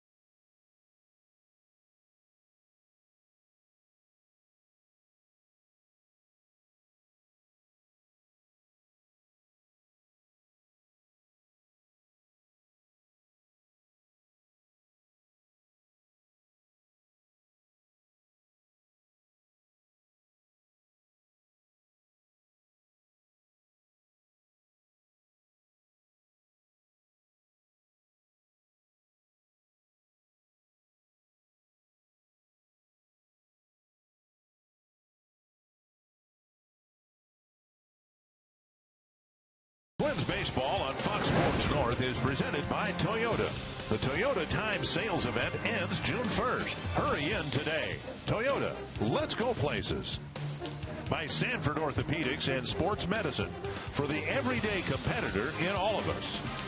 And by McDonald's. Try the new 100% sirloin third-pound burgers starting at $4.99 at McDonald's. Great view at downtown Pittsburgh. The Twins in front 3-1. Bottom of the sixth. Top of the order facing Mike Pelfrey. Swing and a miss by Josh Harrison, who has 2 of the 4 Pirate hits. A couple of leadoff hits.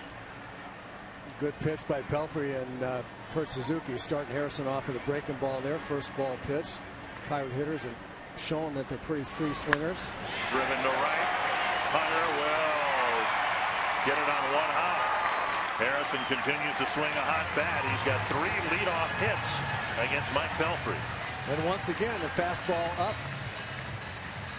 Having a hard time getting the ball down, especially to Harrison. The ball has been up there a lot. Harrison got 3 hits as a result. That'll bring up Neil Walker. He's hit 2 ground balls, 1 to short, 1 to second. First one should have been turned into a double play and wasn't. And then later Walker came around to score the lone Pirate run.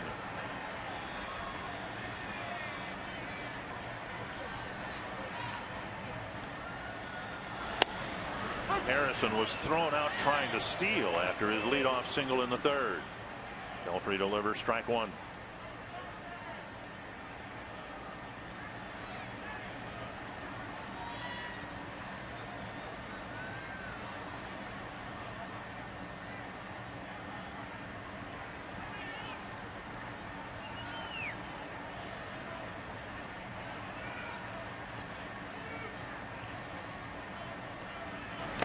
Dug out by Suzuki, bluffs a throw to first. 1-1. He makes it look pretty easy back there.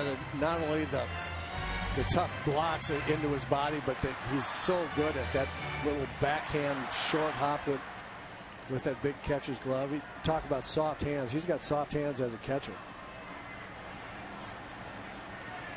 1-1.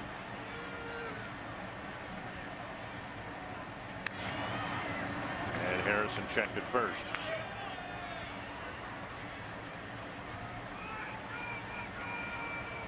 Harrison on the year. 1 steal in 4 tries now.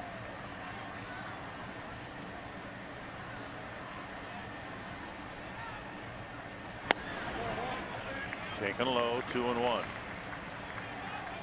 Pelfrey had settled into a groove, retiring 8 men in a row. Only 1 ball left the infield in that stretch of 8 at bats, but now a leadoff single by Harrison in the 6th.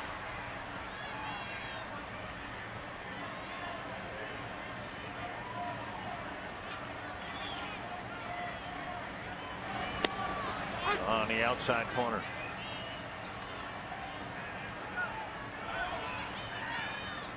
So far, pitching Walker very tough. He was with 2 strikes. Were on the corners. First one inside, that one outside. Ball still moving good. Still got good velocity. Just keep it down. Get the ball on the ground.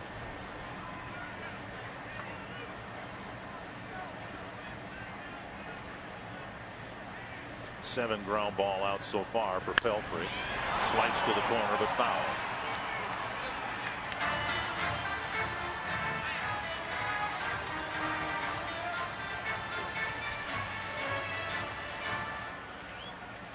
Pelfrey would like to pitch through the 7th, but the Twins bullpen in good shape with the off day Monday. Another off day coming tomorrow.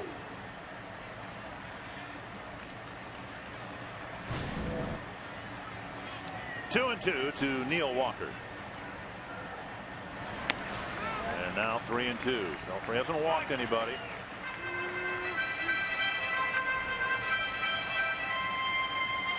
Three and 2 count here. Good hitter at the plate. A good left-hand hitter against the right-hander Pelfrey. I imagine Harrison will be given the green light to take off by manager Clint Hurdle of the Pirates. Mike Pelfrey's going to need to make a good pitch here. Harrison will be off with the pitch.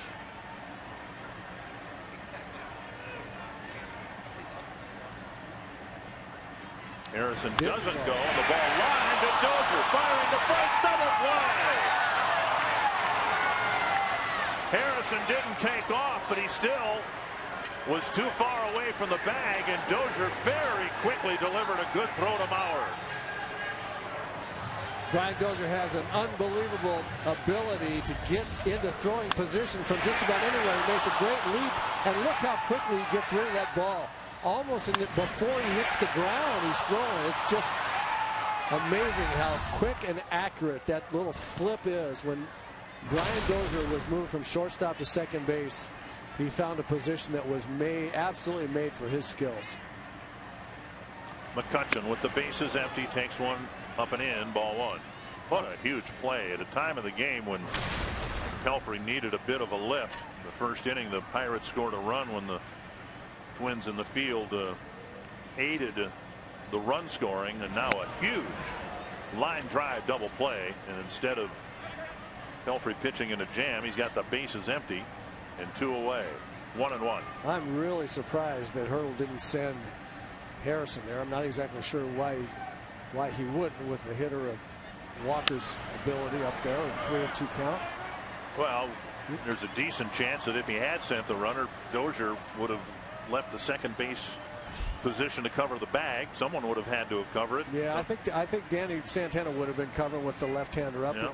But it may be that Pelfrey's thrown just enough split fingers to make Clint Hurdle worry about this, the strike him out, throw him out there. But I'm really surprised. McCutchen fouls it back.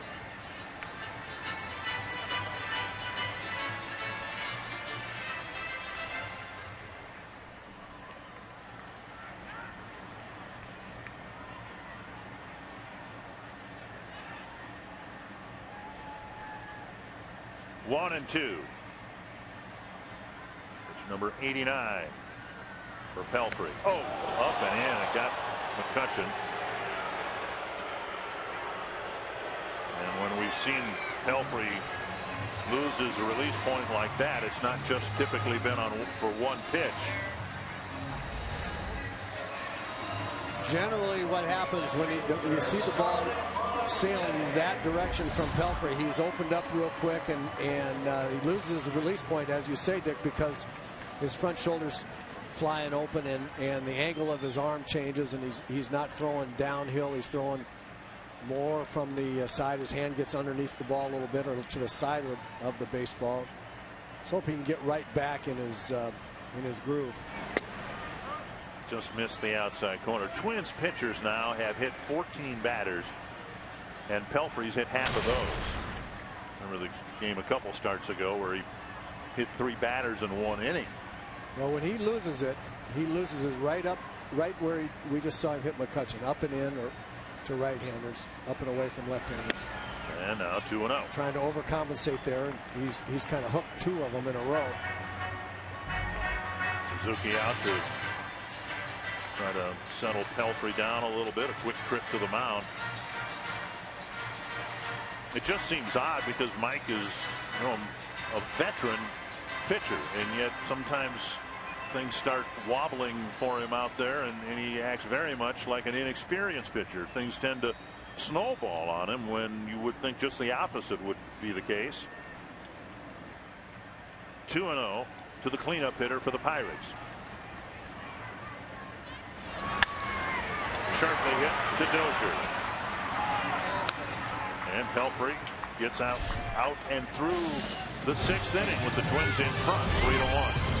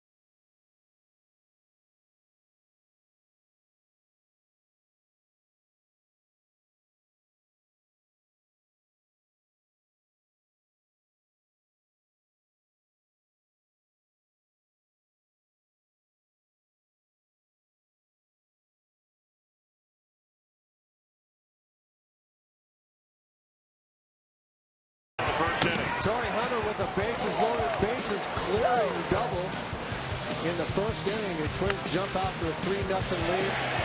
Starling Marte with a bleeder the right side to get the 1 run for Pittsburgh, but Mike Pelfrey has pitched very, very well through 6 innings and doing it with his bat as well.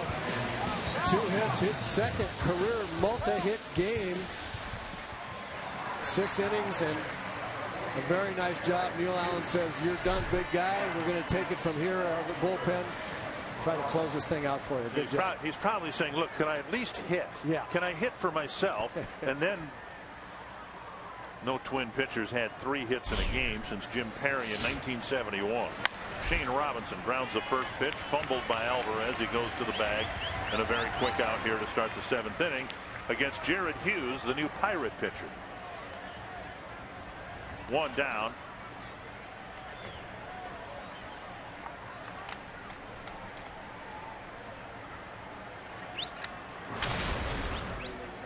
Eddie Rosario is going to hit for Mike Pelfrey. There's the season for Jared Hughes, as you can tell by the opponent batting average, quite a few hits. But doesn't walk too many people. He's part of a really nice Pirate bullpen. They've got some really good arms out there. Many of which we saw last night. Guys coming in throwing mid to upper 90s.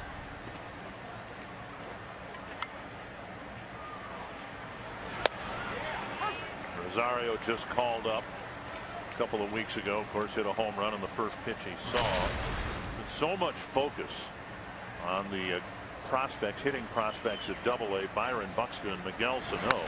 The ball hit sharply, scooped up by Walker. Rosario retired. Twins fans should keep an eye on Max Kepler, who's hitting in the .330 range for Chattanooga. Great athlete, and things are starting to come together for be the first Twin to come from Germany. But and we've heard a lot about him, and the numbers really haven't supported the hype until now. He's having a great year at Double-A. 2 down. Here's Santana, and there is strike 1. Santana started the game with an opposite field double down the right field line, then a fly ball and a ground ball double play. The double play he hit into in the 4th. The first ground ball double play he has hit into after 140 at bats. His 141st at bat resulted in the first double play grounder he hit. Only Mookie Betts of the Red Sox had more at bats without grounding into a double play in the American League. Foul back. Back to our trivia question. With 2 down here in the 7th. Oh, Adam Wainwright. A.J. Burnett, of course, he's been around forever. Twins will miss him and Garrett Cole, 2 of the 1-2-3 punch that the Pirates had. Santana strikes out. Hughes has a good inning in the 7th.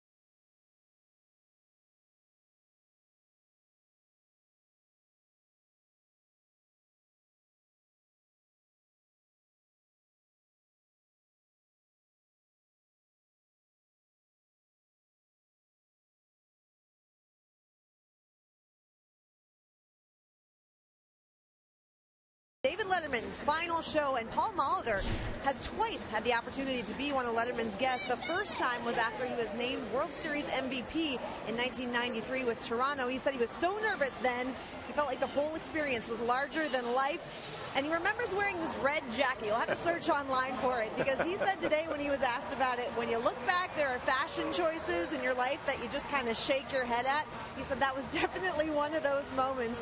He didn't get to spend a lot of time with Letterman off air, but he does remember that he said in a commercial break that Molitor had a remarkable story with all that he had to overcome, and he said to still have that amazing career was something that really impressed him. So Paul Molitor certainly wishing David Letterman well as he closes the chapter. Thank you, Jamie. Ryan Presley into the ball game. His first pitch drilled to center. Gong is retired, 1 away. Presley entered the game last night, gave up a line drive to the first batter. He faced Andrew McCutchen. That too caught by Hicks in center field. Then Presley walked the guy, gave up a hit, faced just 3 batters. Twins had a very strong presence on the David Letterman show. Joe Niekro was invited onto the show after he was caught with an emery board in his back pocket. Letterman did a special film montage or sequence, and Harmon Killebrew's film was bumped at the next to last minute because of Lily Tomlin's film running too long. So David Letterman devoted an entire show, Harmon Killebrew night, on the David Letterman show. Harmon had his blue blazer hoisted up into the rafters at the end of the show. Ken Herbeck went there after the Twins won the World Series in '87. Jack Morris was there after the '91 World Series. Paul Molitor after the '93 World Series, of course not representing the Twins back then. 2-0 to Alvarez. The great top 10 ways to pronounce Kirby Puckett. That's the one that most people remember. Angle puck, Kirby Dink. Yeah. Turkey bucket. The one I'll remember is Harmon's appearance, because it just was so unusual.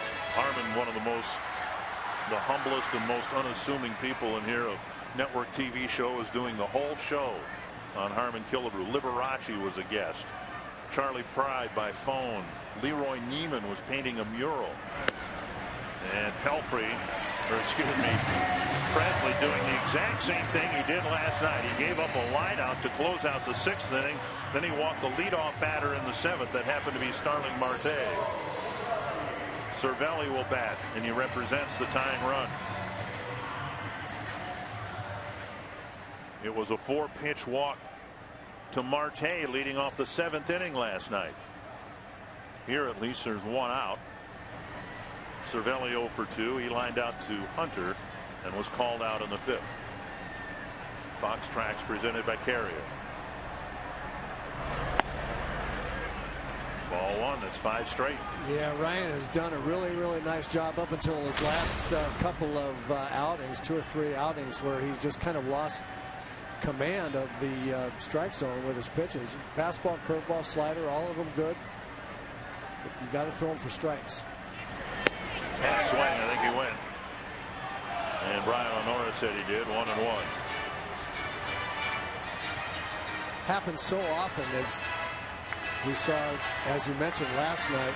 Marte hit a bullet off first offering from Presley. The same thing happened. Gong did that tonight, and it kind of startles a pitcher. It kind of shakes his confidence in his stuff, and he starts nibbling, not throwing it over, and it's kind of the last thing you need to do. You got to throw it in there, even if they hit it. You got to throw it in early in the count, because it doesn't get any better 2-0 and 3-1 than it does on the first ball pitch. So you got to throw it in there. Ryan struggling with his command a little bit last 2 or 3 outings. 6 of his last 7 pitches outside the strike zone. The check swing, the exception. And now 3-1.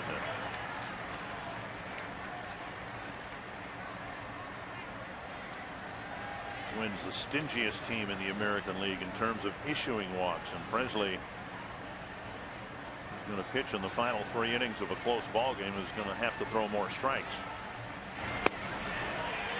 Back-to-back walks on 9 pitches. They'll bring up Mercer.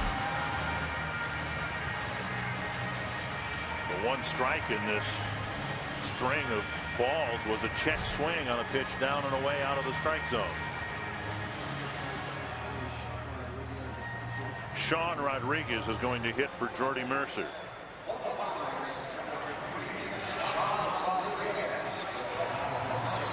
This is hardly an endorsement for Mercer, who was benched for 4 games. Getting back into the lineup, he hit the ball hard his last time up, but Rodriguez, known for his ability to play a bunch of different positions, not so much his hitting ability. Neil Allen going to the mound, trying to get Presley back into the strike zone.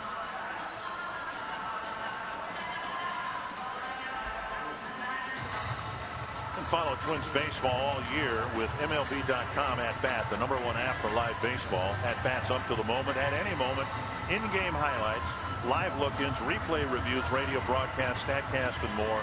Get MLB.com At Bat for your smartphone or tablet.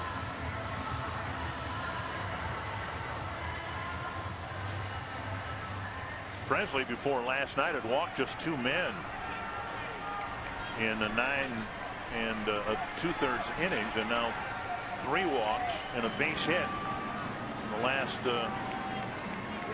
5 batters he's faced. And Rodriguez swings at the first pitch, 1 strike.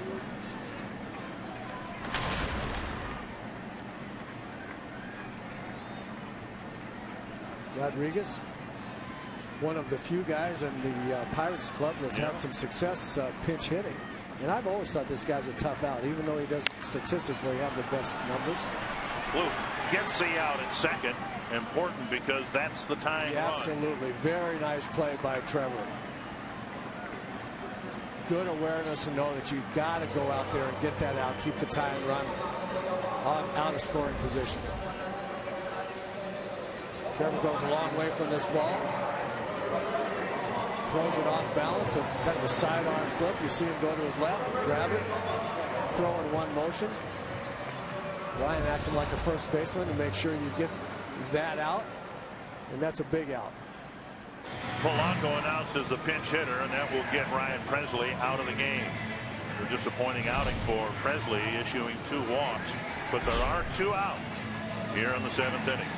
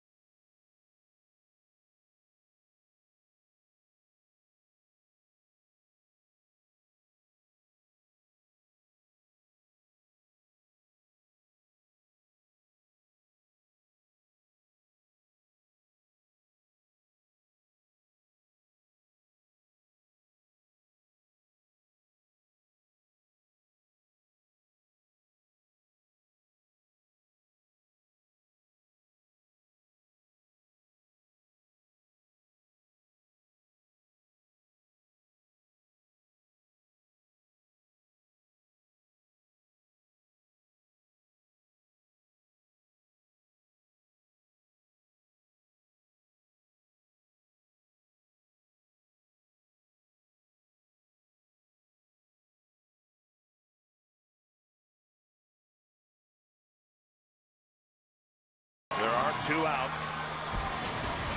Update now on tonight's DraftKings players to watch. Bryce Harper was ejected in the 3rd inning. Jason Kipnis red hot in May. Indians are still struggling. Kurt Suzuki hitless so far in the ball game tonight, but he's called a good game behind the plate. And Jared Weaver pitching in Toronto.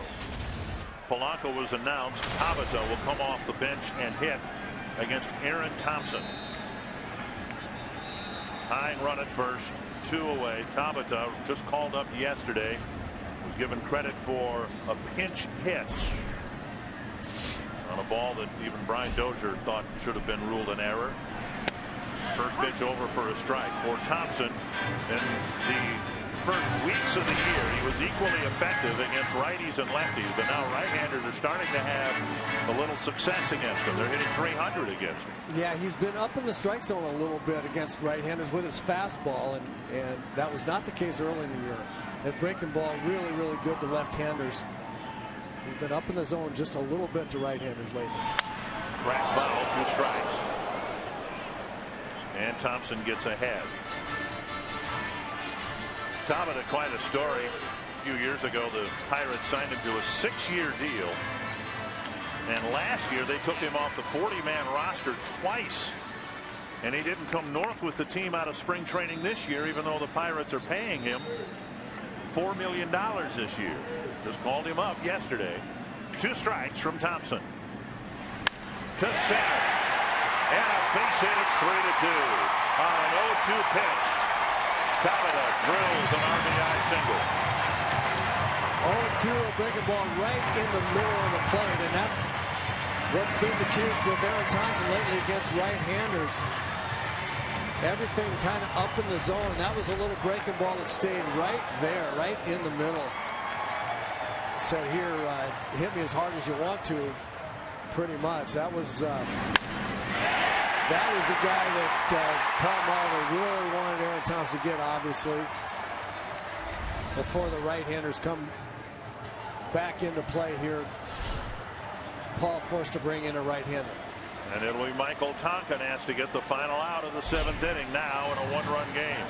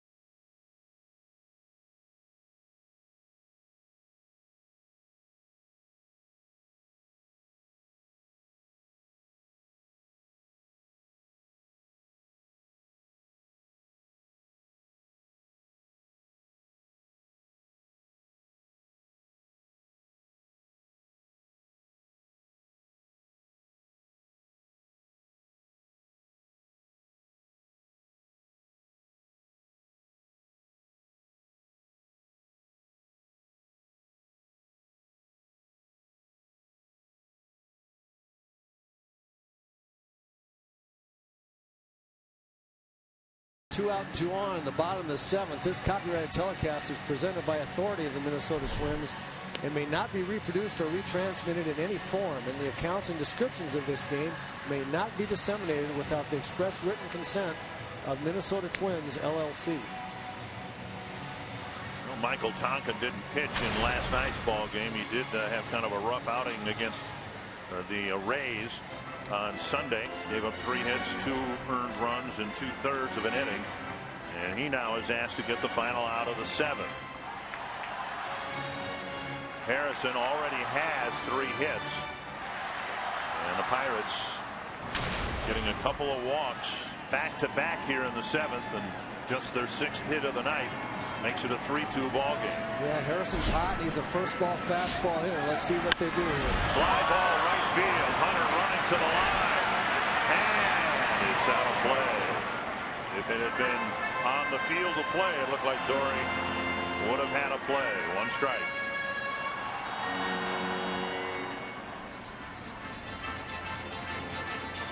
Harrison on a string of 6 straight hits. And Tonkin will work ahead of him 0-1.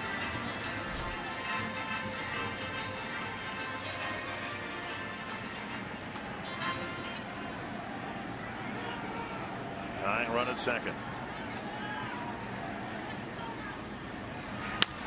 Chopper smothered by Tonkin. A nice fielding play to end the inning. Sprawling, scrambling to his right. He made the play, and the Twins come off the field after 7, leading by 1. Really good pitch, even better play. Get off the mound, backhand, throw him out. Good play.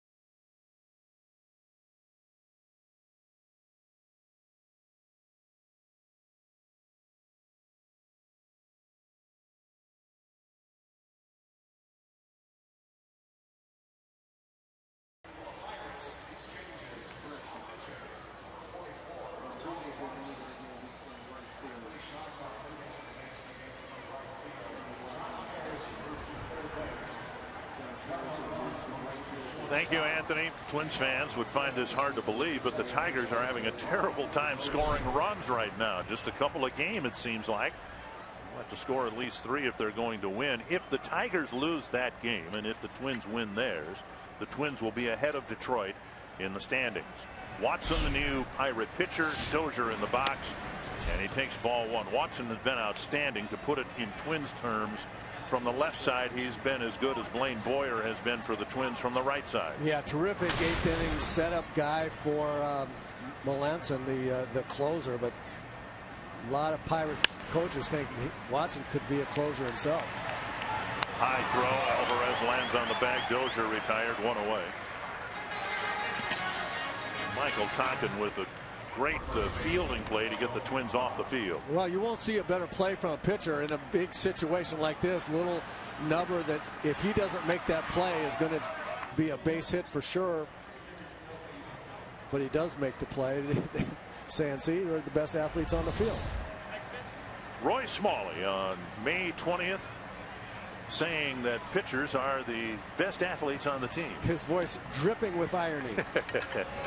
Bauer squares to bunt, takes a strike with Gong no longer at third base. That looks like Alvarez at third base. Harrison, excuse me, at third base. Rodriguez in right field. Gong at short. See again, there's Joe leaving the plate. They've got the shift on. The third baseman's playing a deep, relatively deep shortstop. Joe trying to run before the bunt's down. If he just bunts that ball anywhere in the direction of third base, he can almost walk to first. It's just such a common mistake by guys trying to bunt. Roller to second. Bauer retired, 2 down. Again tonight, the Twins have done nothing after the early innings of offense that we've seen. 2 down. That'll bring up Plouffe. Coming up on May 30th, a DQ sensational Saturday. The Twins taking on the Toronto Blue Jays, and all fans will receive a Twins travel pillow courtesy of My Pillow. Go to twinsbaseball.com/tickets. Get your tickets today. Okay, so Trevor Plouffe, pretty good fastball hitter, pretty good against left-handed. Let's see if he tries to get one that he can drive to his pull field. Inside, ball one. Watson with 93 miles an hour. It looks quicker than that. He's got kind of a smooth, flowing, slinging arm motion. That ball pretty sneaky, it looks like. Now 2-0. Plouffe drew a couple of walks. Looked like he might get a third walk, but he struck out in the fifth. Yeah, I think Trevor's looking for something from the middle of the plate into the inside part that he's going to try to get the big end of the bat out in front of. See if he can juice one right away here. It's a good situation for him. Go ahead and take a shot. 3-0. Hunter on deck.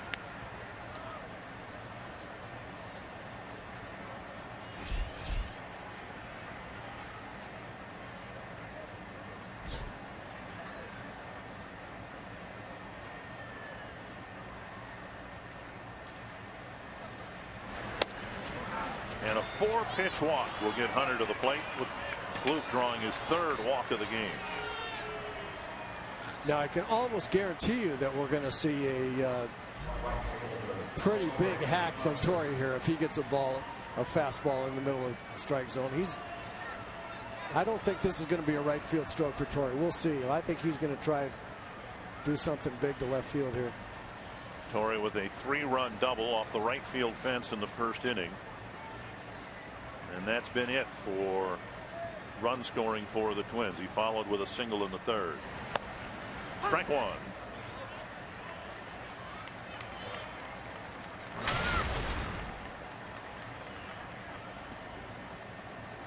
Twins didn't score after the third inning last night.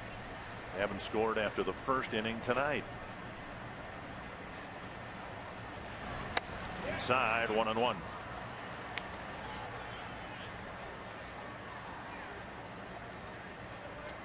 Trying to improve to 13-5 in the month of May, and maybe move ahead of Detroit in the standings.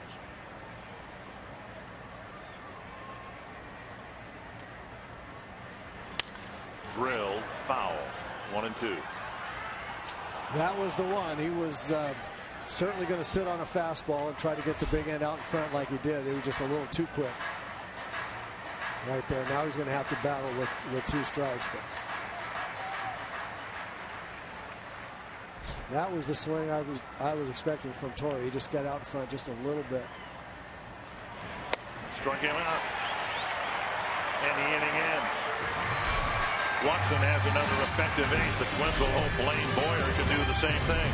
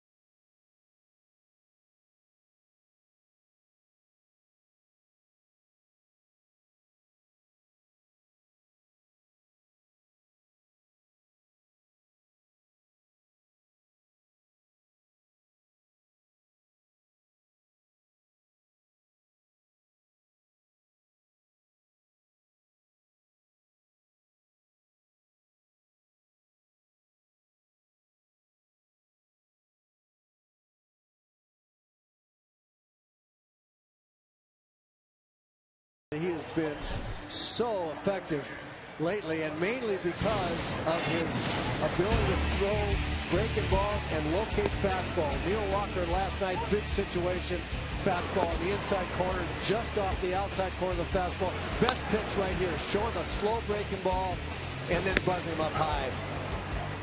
It's his ability to not only locate the fastball, but throw two speeds of breaking ball that really have turned him around. He got off to a little bit of a slow start when guys were kind of sitting on fastball. He throws just enough breaking ball, slider and slower curve to put some doubt in hitters' minds, and then his fastball has been located really, really well. That's the guy he struck out last night, Walker, to end the 8th inning, and it's Walker leading off the 8th inning here tonight. Boyer had a 1-2-3-8 after he finished the 7th by getting a ground ball double play, an inning and 2/3 last night, extending his scoreless inning streak now to 17 2/3 over 15 games. High fly left center field. Hicks wants it, one down. Given what's happened around Boyer, boy, has he stepped up when the Twins needed him. Casey Feed got hurt. Casey was the guy, and now Casey's being sent down to Rochester on a rehab assignment. It's plausible that in a week or so, maybe even less, Casey might be back to help out in late inning relief roles. But it's going to be hard to transplant this guy because he's been rock solid. McCutchen at the plate. Did not face Boyer last night. Swing and a miss. Boy, I love that pitch right there. And that's what we're talking about. The variety of pitches that he is able to throw now for strikes in all different kinds of counts. McCutchen's never seen him up there looking fastball, gets a slider. Now there's some doubt in his mind, doesn't know what he's going to get. Still hasn't seen a fastball. Down and away, 1-1.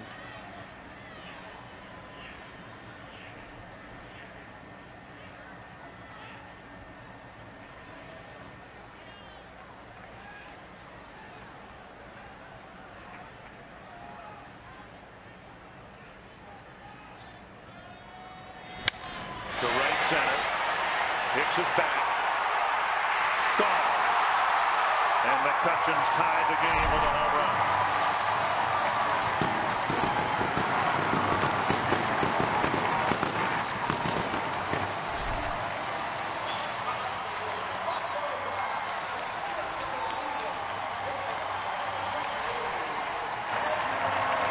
The first time in 16 games that Blaine Boyer has given up a run. Well, he gave up a run to a pretty good hitter by throwing a fastball right in the middle of the plate. The ball jumps out to where McCutchen hits it. He's a great hitter, and he can put a charge in one. And where he hit it, the ball travels pretty well. We saw Brian Dozier hit one in the same spot the first game, last night in the first inning of the first game. That's kind of the air pocket out there where the jet stream, where the ball travels pretty well. But I think if you ask Blaine Boyer, he'd want that much of the strike zone, that pitch with that much of the strike zone back. Marte goes after the first pitch and fouls it back. Now base hit to left center field.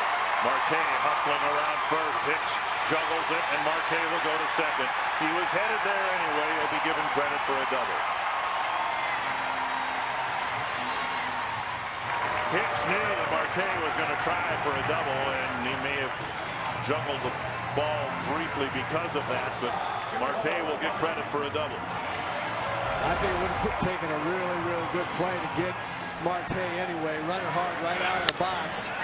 He takes off thinking two right from the box. If Aaron comes up firing with his good arm, maybe he gets him, but I think Marte had that base. And now Gong has been stinging the ball throughout this two-game series. And Boyer gets ahead, strike one.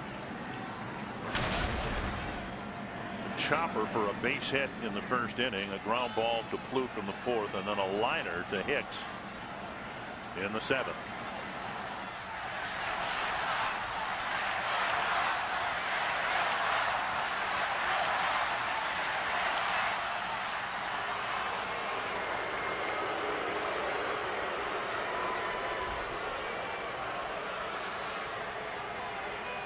Boyer and Dozier need to pay attention to Marte out there. Good base stealer. He could take third if they're not paying attention.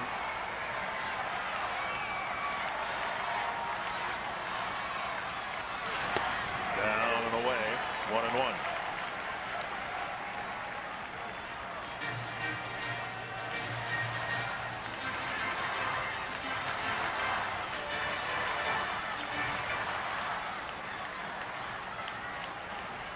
Warriors been so good. The leads have been protected in the 8th, but now the Pirates have tied it. Threatening to take the lead. Popped up. Dozier out. 2 down. And that'll bring up Alvarez.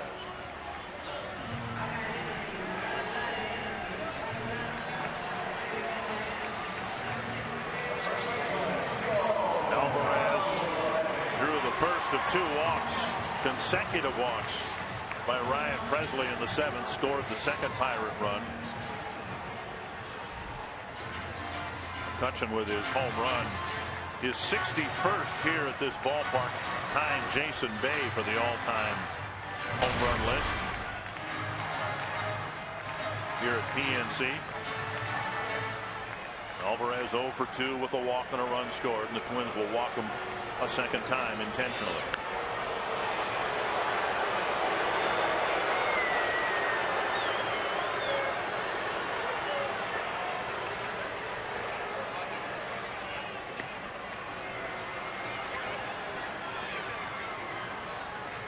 Twins bullpen giving up a run in the 7th, now 1 in the 8th, but and the Twins haven't scored since the first inning, so this game is tied as much because of the lineup as the relief pitchers. Pirates bullpen has been very, very good. 2 games in a row. Twins got away with giving them 1 number pretty much to look at last night, but just a 3-run number in the first inning is, generally speaking, not going to hold against a good hitting team playing at home. Twins need to put 1 more number up there. They can get out of this inning, put 1 up in the 9th, and go home with a sweep. So right here, get Cervelli out. Cervelli lined out to Hunter in the 2nd, struck out looking in the 5th, and then drew a 5-pitch walk after Presley's 4-pitch walk of Alvarez.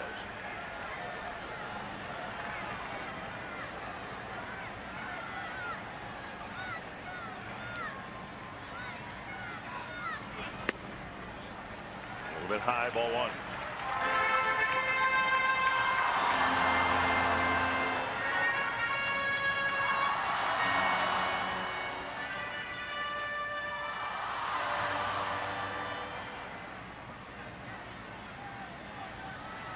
One and 0 from Boyer to Cervelli. And that one over for a strike. Back-to-back off-speed pitches. One a little bit high. The next one called a strike.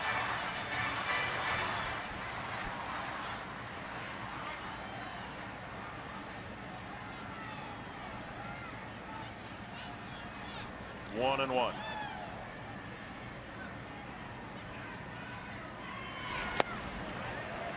Two and 1.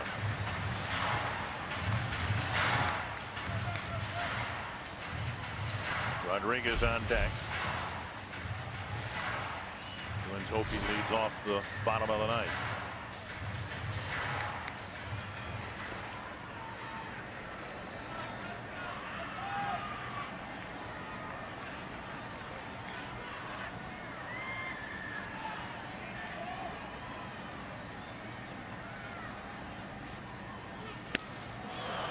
Another mid-80s pitch gets a swing and a miss. Yeah, kind of a high spinning slider right there. Blaine not as sharp tonight as he has been for 17 or 18 innings coming into the night. Pitch is just not quite as sharp, not quite in the location that he's wanted. More times in this inning than it has been for some time. 2-2 to Cervelli. Got in on the handle of his bat.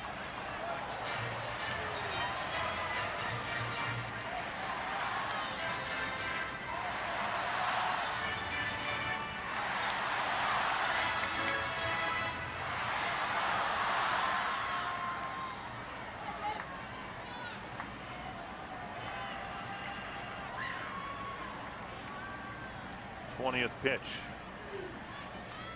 of the 8th inning for Boyer.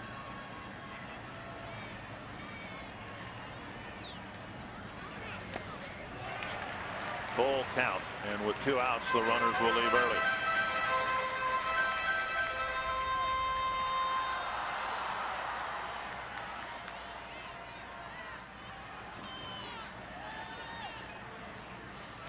It's hard to figure that right-handers have had so much success against Boyer. As Perkins has allowed a much higher batting average to lefties, Boyer has to righties, and now full count to the Pirate catcher.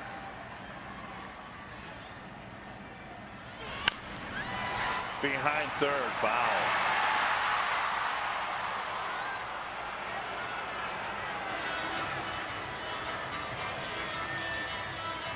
Right-handers McCutchen and Marte have gotten extra base hits against Boyer. As effective as he's been, lefties are hitting just 115 against him, and right-handers 327. And you look at his stuff, you really wouldn't think that would be the case. You think he's made better he's located his fastball better against lefties and thrown the bigger, slower curveball to set up the fastball, and these left-hand sliders and fastballs in the middle of the plate to right-handers. Another 3-2 pitch to right field. Hunter hardly has to move. Inning over. A home run for Andrew McCutchen has tied this game at 3 as we go to the 9th inning.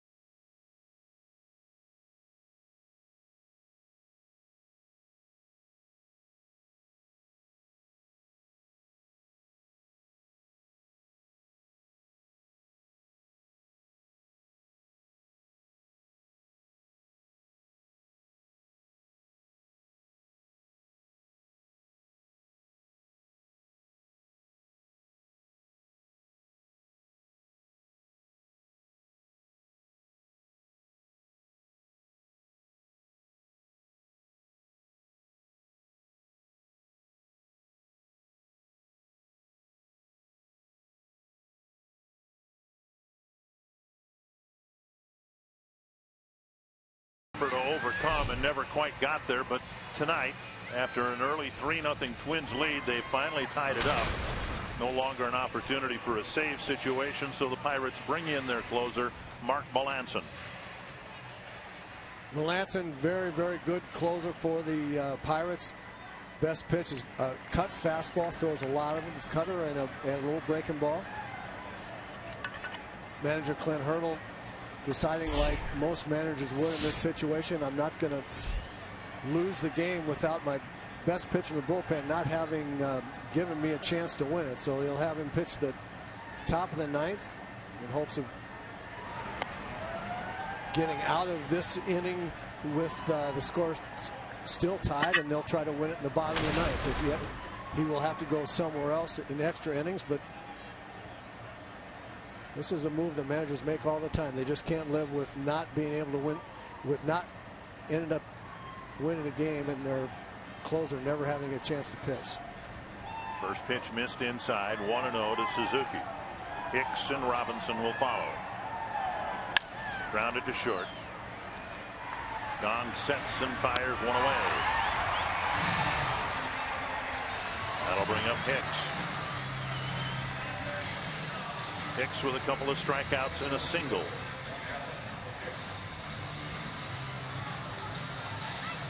Twins have gotten one man to third base since their 3-run first. It was Hicks after his leadoff single in the 4th. But more importantly, since the 4th inning, the Twins don't have one hit. They did take a walk with 2 outs in the 8th. That's what happened last night. They didn't score. They just stopped hitting towards the end of the game last night too. Yeah, it has a little bit to do with the quality of the bullpen guys that the Pirates trot in there. 1 strike to Hicks.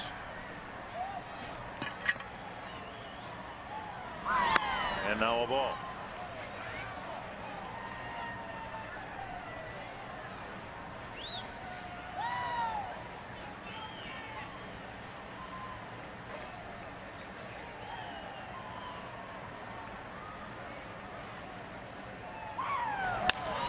On the ground, Walker, 2 down. And that'll bring up Shane Robinson.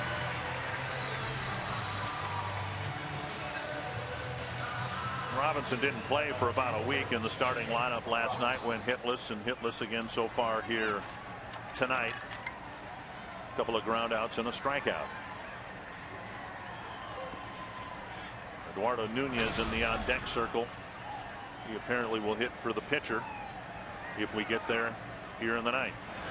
There's a drive to left center field. That's headed to the gap. Cut off by Marte. Robinson gave it a ride. The left fielder tracked it down, and it's a 1-2-3 top of the ninth.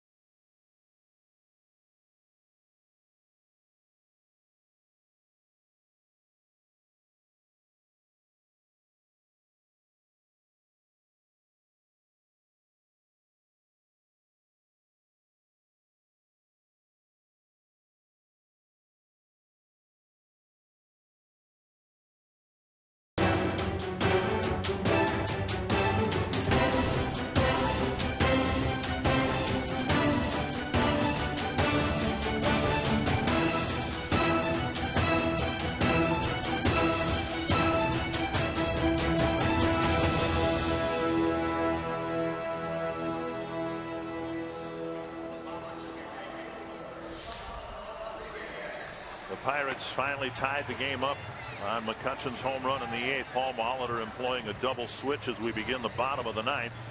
J.R. Graham into the game, but the Twins also substituting left fielder Eduardo Escobar for Robinson. So those 2 positions will switch. It'll be Escobar leading off the 10th if we get there. J.R. Graham, who's pitched much better over most of the last 8 or 9 ball games. He had that one awful game at Comerica Park but he is the guy in the spot in the tie game, pitching to the Pirates in the bottom of the ninth. Eddie Rodriguez leading, or excuse me, Sean Rodriguez leading off the ninth inning, taking strike one. So Corey Hart's in the on-deck circle.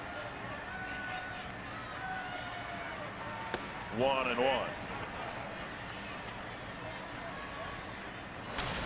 Graham building confidence up until his appearance at Comerica Park when he gave up 5 earned runs, 2 home runs in 2 innings. Little roller to the right side. Graham covers. Mauer feeds him, 1 away. Graham gets the first out, and now he'll face the veteran Corey Hart. Yeah, good sign for J.R. Graham to come in. First pitch, fastball strike on the corner through one slider wide, but then a really good with sharp breaking one there. So it looks like his emotions are under control. His confidence is back. He's got good stuff, as we talked about in Detroit. He just had an off day that day. His stuff was a little flat. He wasn't throwing as hard. He's throwing everything in the middle, but he's got good stuff. Here's Corey Hart with 1 out. Had a chance to get back on the bicycle Sunday against the Rays and pitched 2/3 of an inning, gave up a hit, but some distance between the awful outing in Detroit and this key outing here. High and tight, 1-1.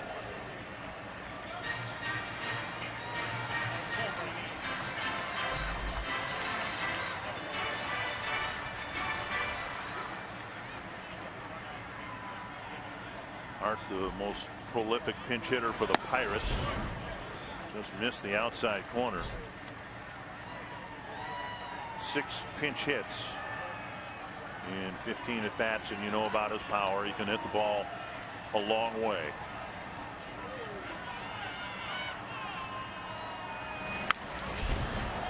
Fastball ate him up, fouled away.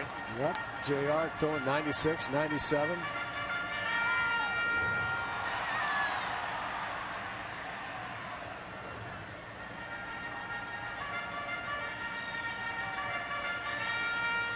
Two and two.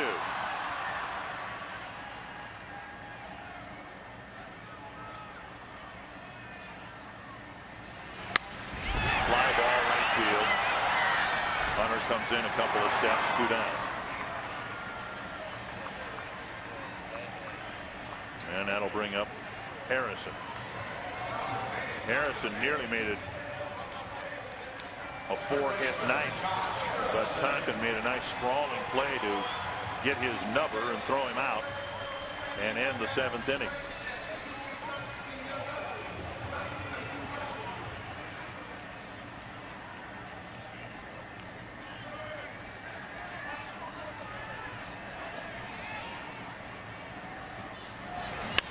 Pulled down the line, foul, 1 strike. Standing in the on-deck circle, and you see a veteran like Hart get eaten up with a 96-mile-per-hour fastball, and you're thinking fastball when you step in, and that's what happened. Well, right? Absolutely. Harrison's been thinking fastball from the time he woke up this morning today. Fastball away. But 98. Yeah, if you're going to see 97, 98, you're thinking fastball in the on-deck circle. You're thinking fastball when you get in the box. That's for sure. 1-1 from Graham to Harrison. To right field. Hunter makes a catch. A 1-2-3 bottom of the 9th for J.R. Graham, and we head to extra innings.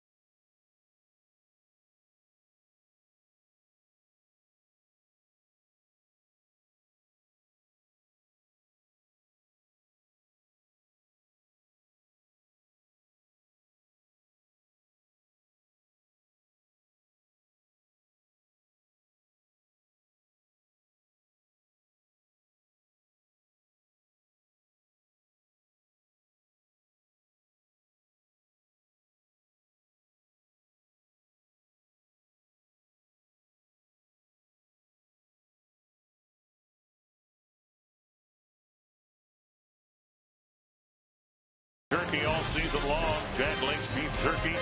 Feed your wild side. I suggested on Twitter yesterday that we have a special session in the legislature in Minnesota to help defray the costs. We're going to get Jack Link's to sponsor the special session. I don't think that'd be a good idea. Jack Link sponsoring the extra innings, and we have a special legislative session. Sorry, I'm a little slow on that one, on the uptake there. Yeah.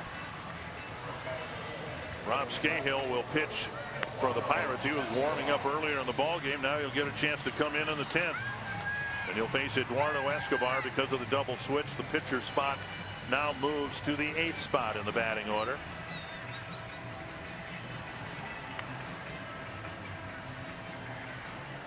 Scahill last pitched at Wrigley Field on Friday. Gave up a couple of runs, one of them earned.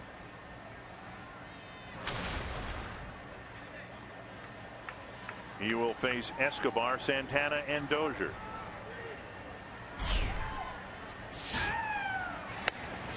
And a strike on the outside corner. Escobar, the second bench player used. Earlier, Eddie Rosario was used as a pinch hitter. Just down and away, 1-1. The last Twins hit came in the 4th inning. Came from their pitcher, Mike Pelfrey. Need one of the Escobar doubles right here. His favorite thing to do, hit a double. 2-1.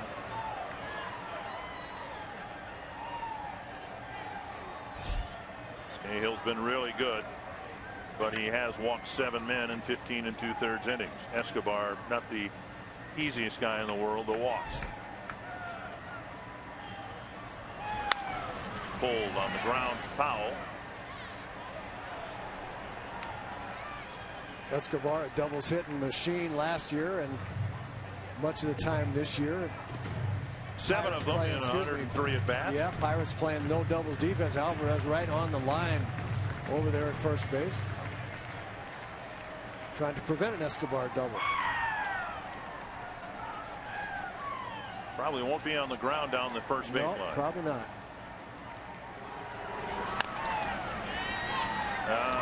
Fair ball, and Escobar is retired. 1 down, hit it right over the bag. That'll get us to Danny Santana. Time now for What's Next, brought to you by Century Link. Twins have an off day, and as you see, they'll face 2 more left-handed starters in the Chicago series. Chris Sale on Saturday, Quintana on Sunday, Samardzija on Friday. The Twins will send Hughes, May, and Gibson, and again Saturday is the Paul Konerko retirement, number 14 retirement ceremony. Santana started the game with a double and scored in the 1st inning. Walks up the box, takes a strike on the outside corner. Scahill starting Santana the same way he started Escobar. A little short slider or cut fastball. I think it's 86 miles an hour. It's probably a little breaking ball of some kind that he backdoors.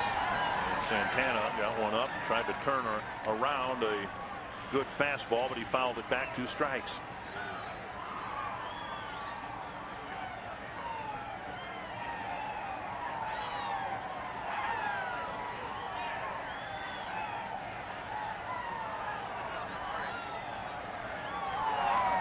With Scahill in the game now, the Twins have seen every Pirate reliever in this 2-game series. Twins have Graham in the game, and the only relievers left for tonight's game, Dunsing and Perkins, 2 lefties. 1-2 to Danny Santana. Fouled away.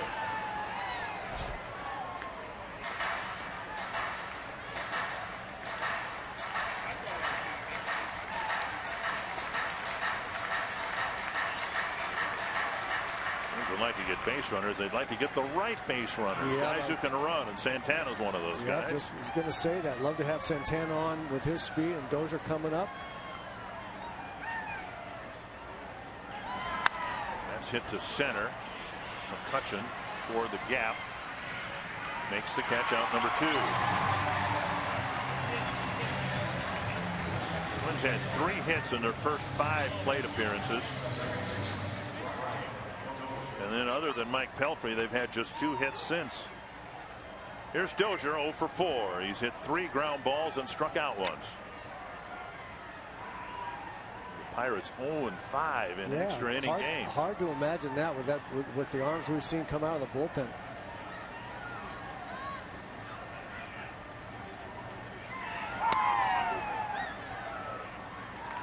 Missing inside. That had the corner. Ball 1.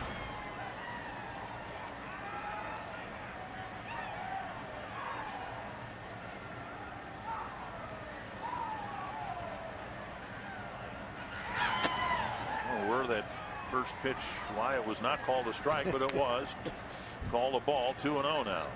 A couple of times it looks like the curvature of the baseball has fooled the umpire a little bit. Heading home, Mom. They're starting to throw curves, and it applies to umpires too. It must.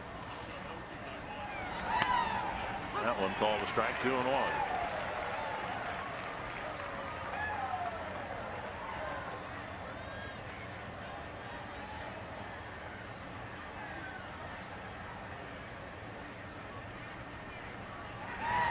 Inside. 3-1. Mauer on deck. This is where it was always tough for a hitter when you get a 2-0 curveball and then you go to 3-1. You figure, well, if he threw it to me 2-0, he's probably going to throw a 3-1. But that's not what you want to look for when you're ahead in the count like that. A walk on 5 pitches, and the Twins have Dozier aboard for Mauer. This is where you hope Joe can start driving the ball. He hasn't hit many balls hard in the last 3 weeks. Got an infield hit in the first inning.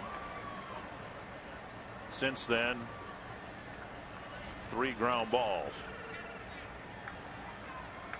For about a 3-week period, Joe was locked in and hitting the ball about as hard as he has over the last 3-4 years, and well, for the last 3 weeks it's been just the opposite.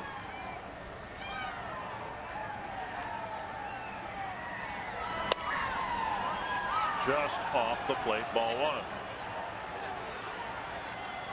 That's the other thing that's been happening. He finally got a call to go his way. He's taken a lot of pitches out there on the corners or inside in the corner and have him called strikes, put him in a hole.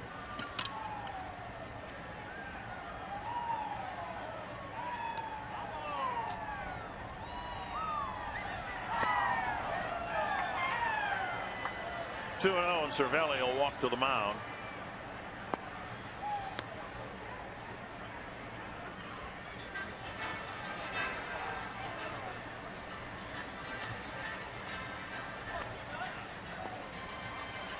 Well, Joe's seen 2 pitches now. He's seen the fastball and he's seen a breaking ball. He's 2-0.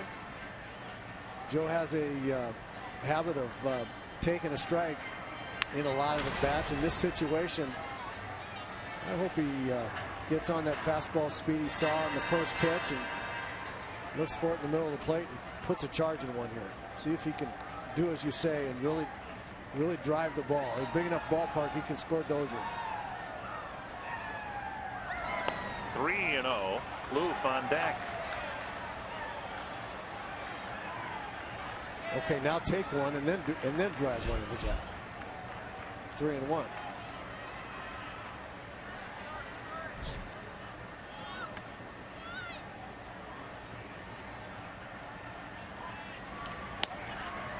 Strike now. 3-1.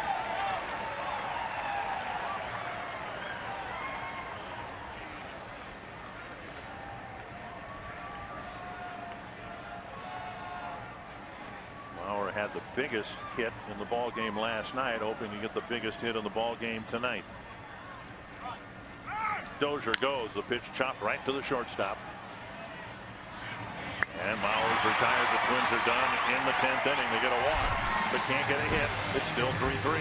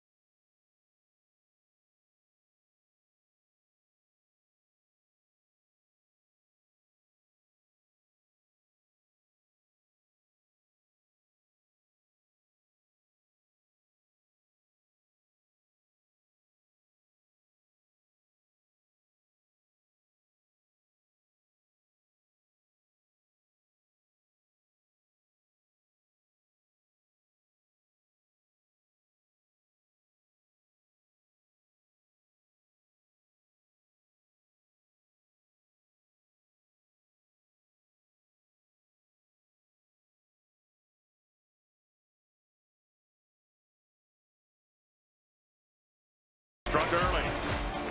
Torrey Hunter with a double off the right field wall with the bases loaded, scored all 3 runs. Starling Marte dribbled one down the right field line to score the Pirates' first run. Then was scored 3-2. Andrew McCutchen hit one in the seats to right center to tie the score in the bottom of the 8th, and that's where we are right now, 3-3 as we go to the bottom of the 10th. Neil Walker, Andrew McCutchen, and Starling Marte due to face J.R. Graham, who had an uneventful 1-2-3 9th inning. Walker 0 for 4.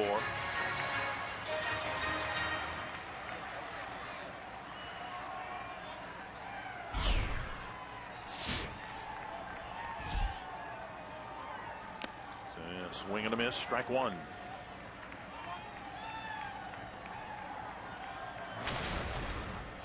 Pretty good string of hitters right here to challenge J.R. Graham. Neil Walker, McCutchen, Marte, Gong, all of them swinging the bats pretty well. All of them capable of hitting the ball out of the ballpark. Off-speed pitch gets a swing nasty, on it. yeah, nasty slider. Really good pitch there. Such an effective pitch to left-hand hitters because they want it. Most of the time, left-handers like the low fastball. That ball comes out there looking like the low fastball in the middle of the plate and then breaks below and inside their bats. Right there, he swung at that. Yeah, wow. Nasty. Nasty, nasty. Very nice. 4 up, 4 down for J.R. Graham. And that'll bring up McCutchen. So you start swinging at this ball like it's fastball, and then it just kind of disappears below your bat. Very tough pitch on for left-hand hitters because, as I say, they generally speaking, left-hand hitters like low fastballs, and that's what it looked like until the last 5-6 feet.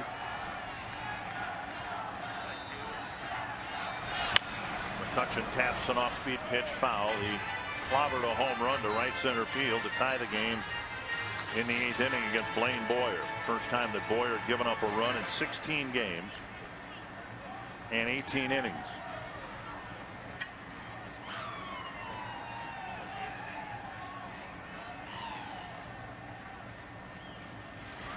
One and one. Another breaking ball down and away.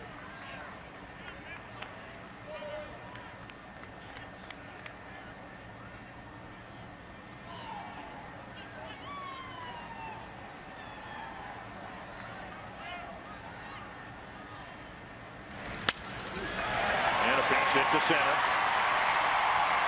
Softly it might have cracked his bat. Yep, right off the end, cracked his bat for sure. Not well hit, but a little bit up in the zone. Again, to a good hitter, just a strong hitter, just enough of the bat before it cracked to muscle it over the infield. You see the slider up a little bit up in the zone there. Good spot on the outside corner, but high enough where McCutchen could get just enough wood on it to get into the outfield. McCutchen aboard with 1 out, and now Marte rolled a double down the right field line in the 1st and then drilled a double in the 8th. McCutchen dives back.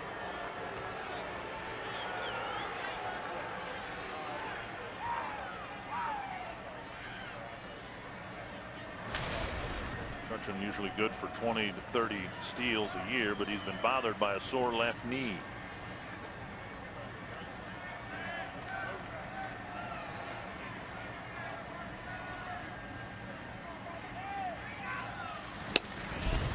Fastball off the plate. Graham's version of the slide step. Yep, quickened up his move to the plate. Still threw it 95 in a pretty good spot. Just missed. The one thing you don't want to do here is change your delivery and your speed so much that you can't throw the ball in quality spots.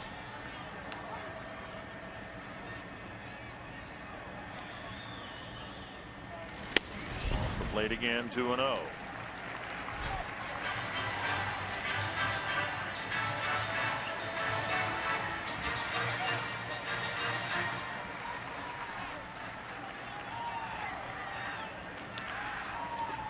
The heat very definitely on J.R. Graham here.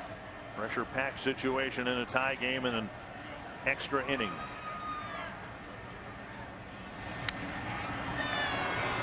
McCutchen this year just 2 steals in 3 tries.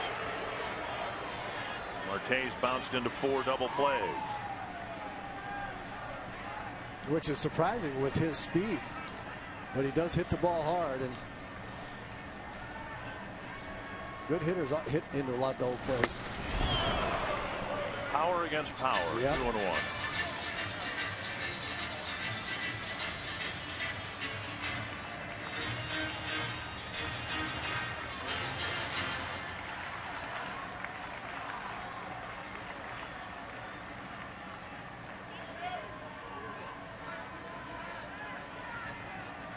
Two and 1 to Marte.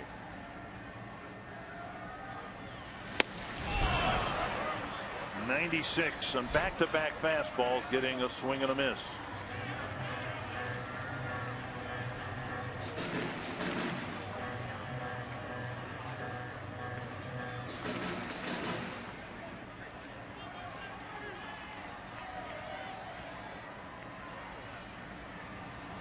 JR with a chance with either one of his pitches if he makes good ones here.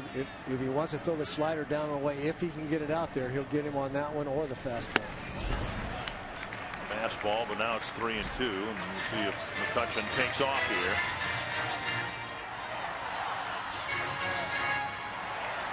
Suzuki threw out Harrison back in the 3rd inning. Well, this will tell us a little bit about whether his knees really hurt or not, because Graham, with his stuff, could be a strikeout pitcher right here. We'll see what Hurdle does. McCutchen goes, struck him out. Suzuki, interference will be called. Marte stood in front of the plate, and biggest concern now is Suzuki's hand. Marte fell across the plate. It's a strike him out, throw him out, interference, double play to end the inning. Man.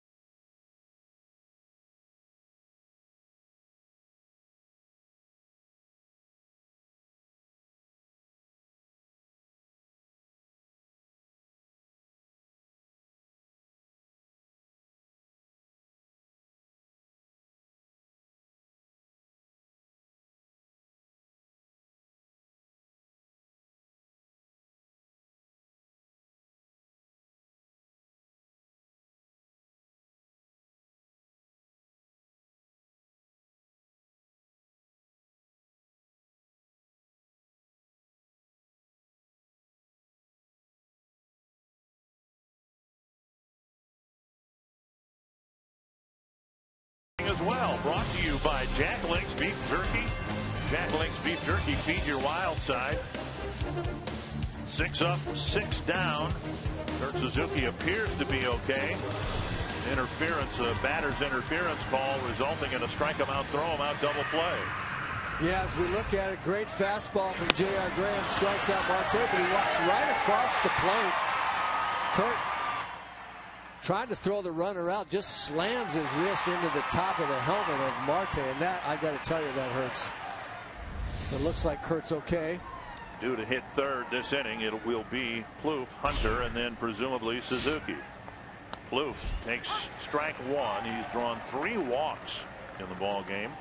As well as J.R. Graham was throwing the ball, that's why I was surprised that McCutchen ran on that. He's, as you mentioned, Dick, he's been nursing a bad left knee.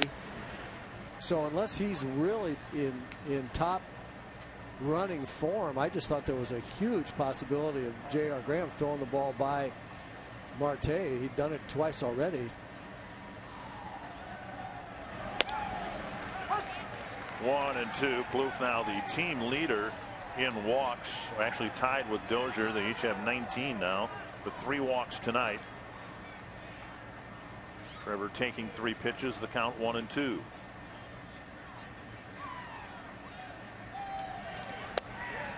Call, third strike, 1 away. Well, here's McCutchen on first. He takes off. Not that. Look out. He's running gingerly. That's a hit and run type of run there. Kurt was going to throw him out easily if there was no interference. And that's kind of what I suspected. I just didn't think he was running well enough to steal it on his own. Marte was going to have to make contact. And with J.R. Graham throwing it up there at 97, I thought there was a pretty good chance Marte was going to swing and miss. We're going to strike him out, throw him out, which we would have had there not been that interference. Here's Hunter trying to untie the game with a swing and a miss. 3-run double in the first. Sharp single to left in the third. Since then, a ground out and a strikeout. Tigers beat the Brewers, avoiding a sweep 5-2. So the Twins need to win here to stay just a half game behind Detroit. Half swing called. Strike 2.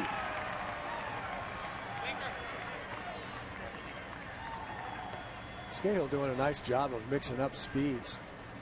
92, 93 mile an hour fastball. He's got a couple of speeds of breaking ball, and he's mixed them up very well. Kept the Twins off balance for having never seen them. There's the bigger one.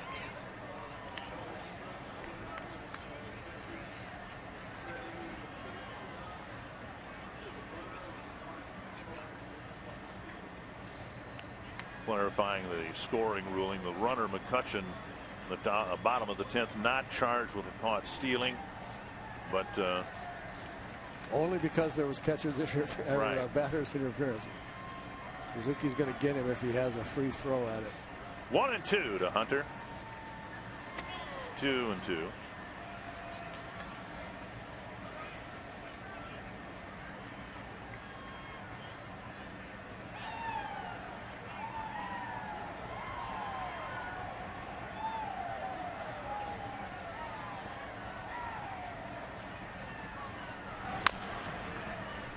Pitch up and in, a dribbler foul.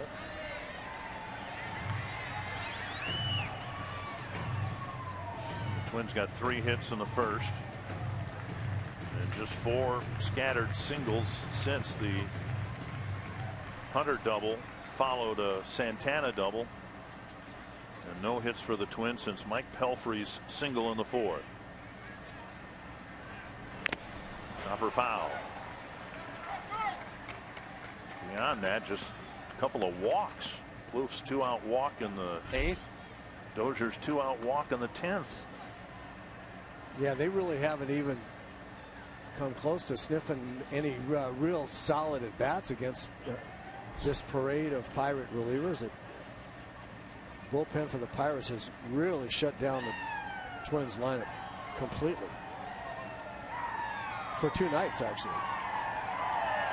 Up the middle, there's a base hit. Hunter's 3rd of the ball game. Good at bat for Torrey. Yeah, it's a very good at bat. Nice 2-strike hitting. And the Twins have their first hit since the 4th inning, a 1-out single in the 11th, and that'll bring up Suzuki. Breaking ball here that catches the middle of the plate. Torrey stays with it, doesn't try to pull it. Right back through the ball and up the middle for a base hit. Suzuki with a strikeout and 3 ground balls.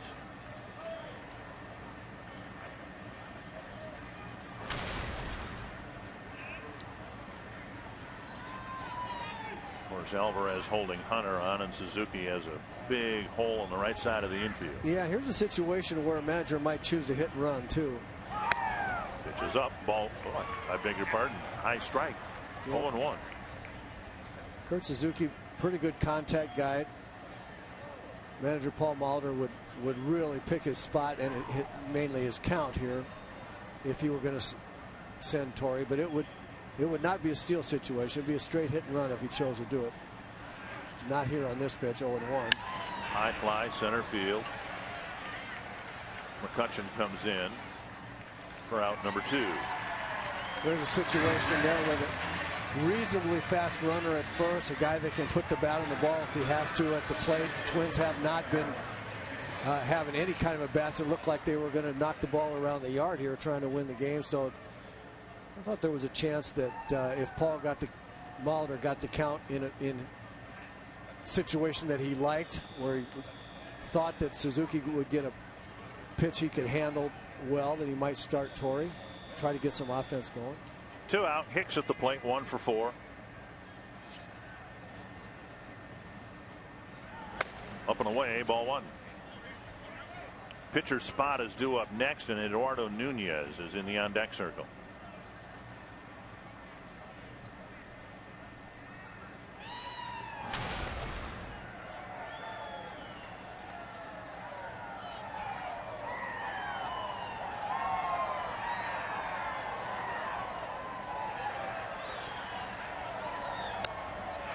On the outside corner, 1-1. There's that little backdoor semi slider. Has cutter action, but doesn't really throw it hard like most guys throw a cut fastball. It's just a little short little slider that he's been pretty effective throwing the outside corner, backdoor to the left-hand hitters.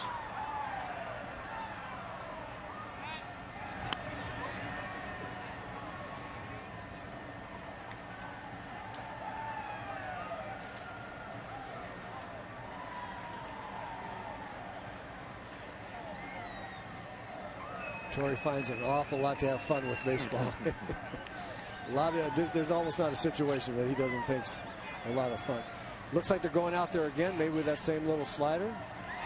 Hicks chops it to the right side. Easy play for Walker. And the Twins are done on the top of the 11th.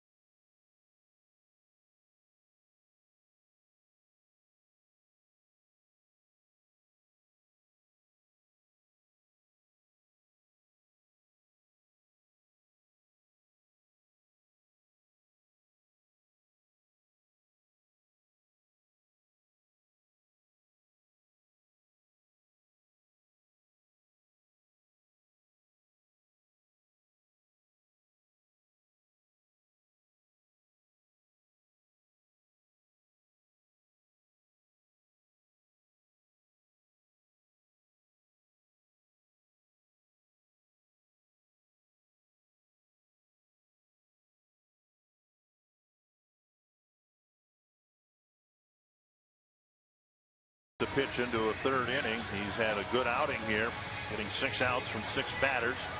Twins fans sticking around, hoping that in extra innings the Twins can get a 2-game sweep here against the Pirates. Pirates will come to Minnesota later on this year at the end of July.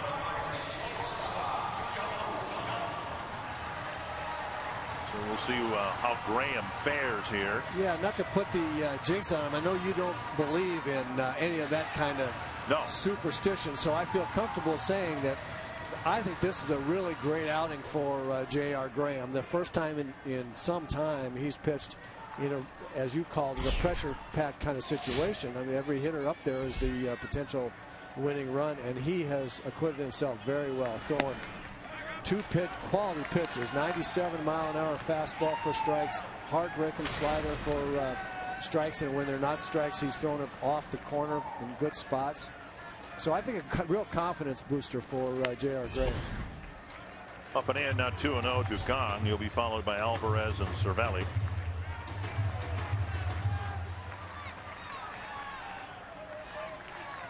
To the leadoff man in the bottom of the 11th. swing and a miss. Graham used to be a starter, so although not this year, he hadn't been stretched out, obviously, he's conditioned in his professional career to pitch more than an inning or two at a time. Well, 3-1. And he's young and strong. And he's going on a lot of adrenaline too. He's into this battle here. This is third inning of work. You can tell he's into it. Busted his bat. 95-mile-per-hour fastballs tend to do that. One down. And that'll bring up Alvarez. 95 miles an hour with some movement going down. Got right on the end of his bat. You know, that's the other thing about J.R. Graham. It's not only 95 plus, but he's got some life on that fastball. Sometimes it's straight and seems to jump. Sometimes it dives down with some hard movement. That's a nasty fastball. He threw the ball right by Starling Marte 3 times. Kang's been swinging the bat. Gong, I should say, is pronounce his name. Should swing the bat really well, and he got him in a real big hurry and got on the end of his bat. Fastball sails outside. Alvarez has walked twice in the 8th inning. The Twins walked him intentionally.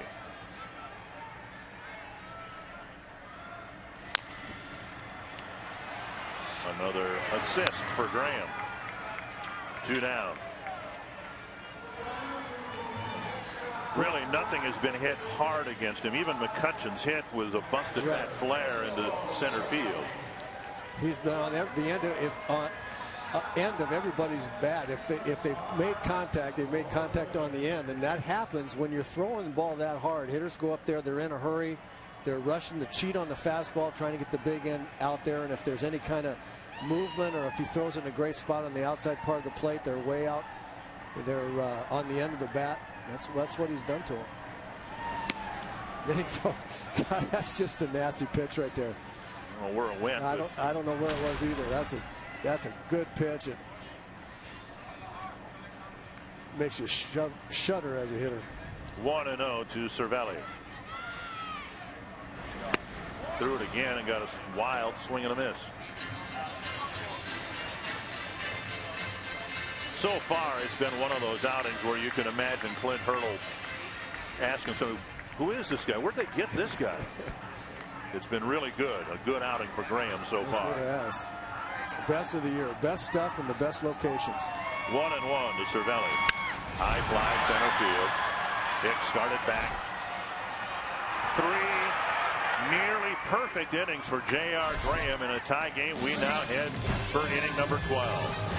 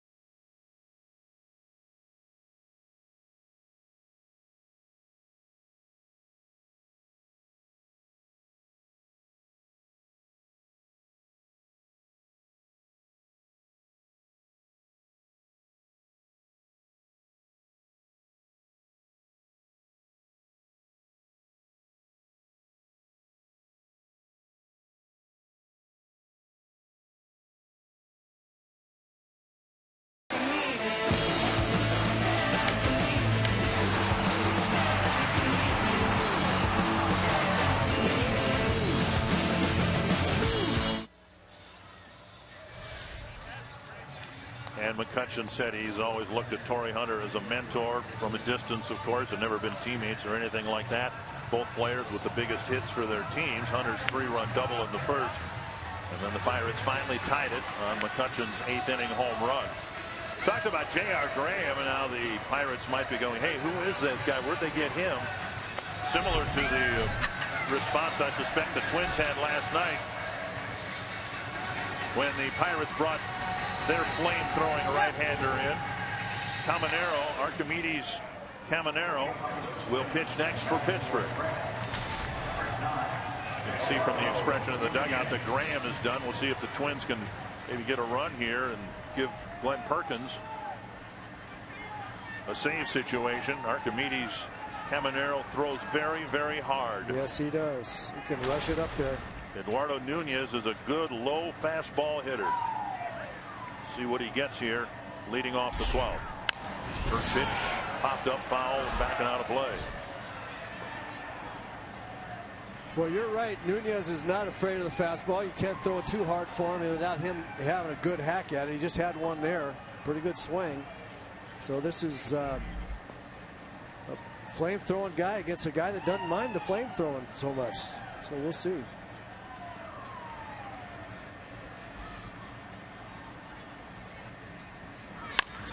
Chops it to short. Got the fastball down and in. And he's retired, one away.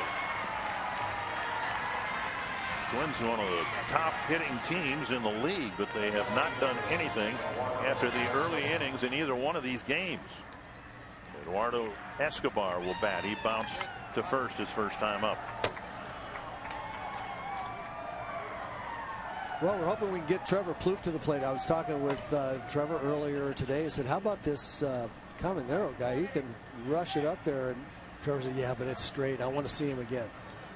Okay. So I'd like for Trevor to get his wish there. Escobar late on a 98-mile-per-hour fastball, 1 strike.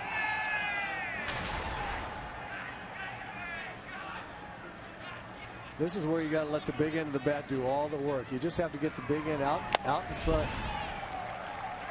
It's going in the wrong direction. 98, now 99. Yeah, it's tough. I mean, you don't have any time really, but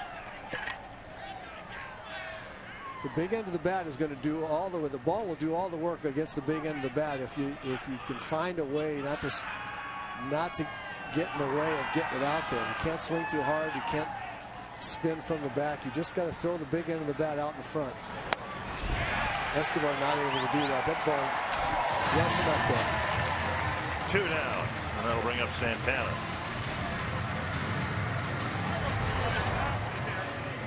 '99, right down the middle. Since the 3-run first, nothing but zeros.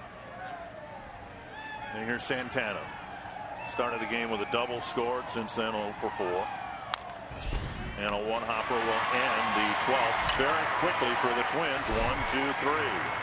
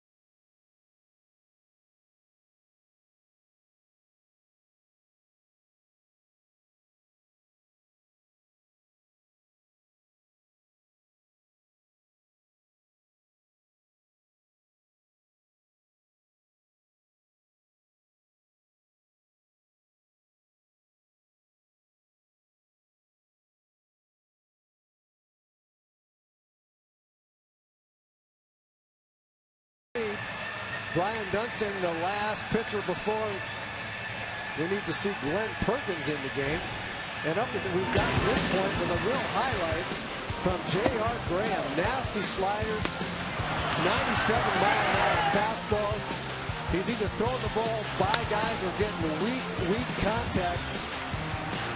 Faced 10 guys, got 9 outs, just blew the Pirates away. Really breakout kind of performance for J.R. Graham, holding the Pirates in check for 3 innings, giving the Twins a chance to win the game, but the Twins have not been able to get any offense going since the first inning.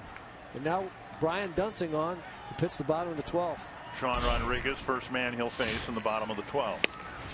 Dunsing's had some very difficult outings, successful outings since coming back from the disabled list. A couple of 3-run outings. His command hasn't been good. Control missing.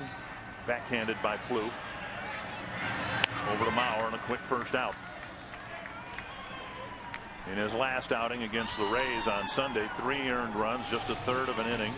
And another outing in Detroit, 2/3 of an inning, 3 earned runs. That's the reason for the inflated ERA, and the Twins are going to need Brian Dunsing to get things straightened out. Yeah, they need Brian Dunsing to complement Aaron Thompson as left-handers in the bullpen before in trying to get to the closer, Glenn Perkins. Chris Stewart hitting. And a first pitch strike. Which you have not said a lot lately from Brian Dunsing. No. First pitch strike. That's been one of the main problems. To the backstop, 1-1.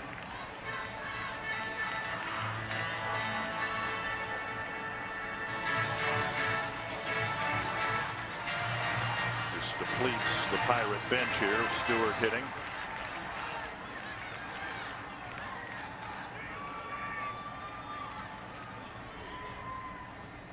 Swing and a miss.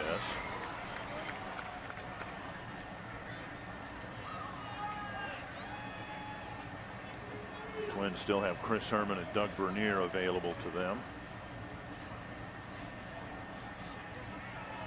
Pirates have pitchers left. Twins have hitters left. Inside, 2-2.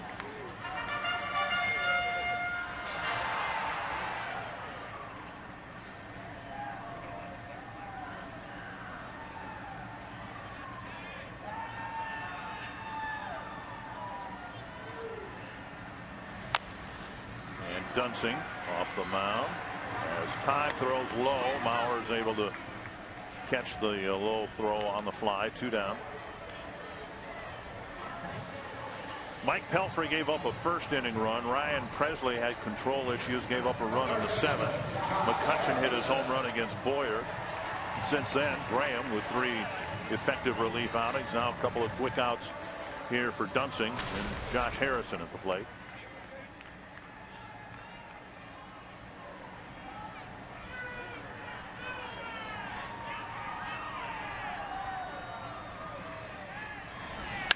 Driven to right.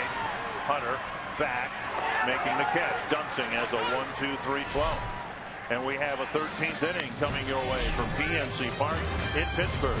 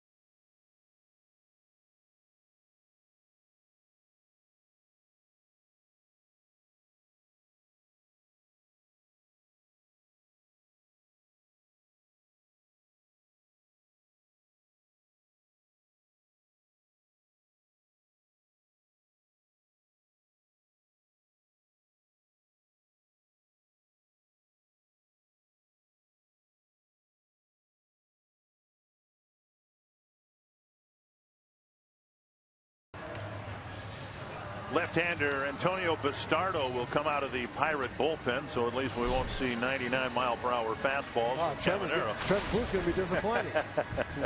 Well, let's hope he can adjust. Bastardo who pitched last night. See a lot of hits.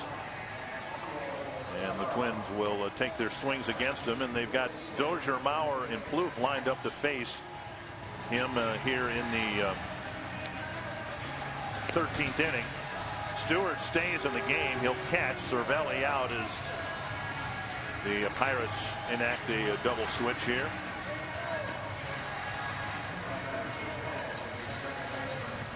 Well, see what the Twins can do. We got 3 guys coming up to start the inning here. Hit pretty well against left-handed pitchers. See what they can do against Bastardo, Dozier, Mauer, and Plouffe. Jamie Hurt, what you got for us here in the 13th inning? Paul Molitor. A lot of praise from Twins manager Paul Molitor on Brian Dozier. He said after the game last night that sure, he'd love to see his average come up, but he provides power. He said he can ambush a pitcher as well as anybody. He's a smart base runner. He takes his walk, and he's also a solid defender. Molitor said he can affect the game in a lot of ways that don't always show up on the score sheet, and he said that he's that rare combination of a guy who can hit it over a fence. He can start rallies. He can make plays, steal bases. The list goes on, but this was some high praise from his manager. We'll see if he can make his manager sound like a smart man here. Been pretty quiet tonight. Thank you, Jamie. He did draw a 2-out walk in the 10th. He's taken ball 1 from Bastardo here in the 13th. And a strike. Twins sending some hitters up there who have had pretty good success against lefties, including Dozier. Inside 2-1. Dozier hitless tonight, but hitting .314 against lefties. Mauer has a hit, 1 for 5, but he's hitting .333 against lefties.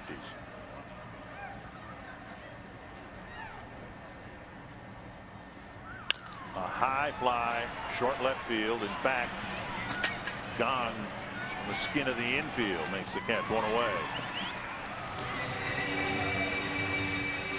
And that'll bring up Mauer. Well, Brian got his pitch right there. Just got under it. Fastball in the middle of the plate. That's the way I feel right there. Could use that blanket. That looked biblical there. It did. 1 down, and here's Mauer. Infield hit in the first. Since then, 4 ground balls.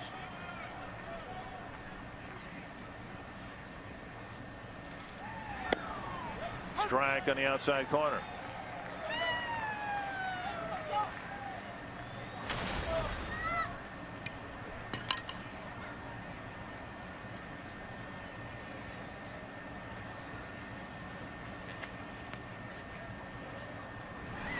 A drive to right field.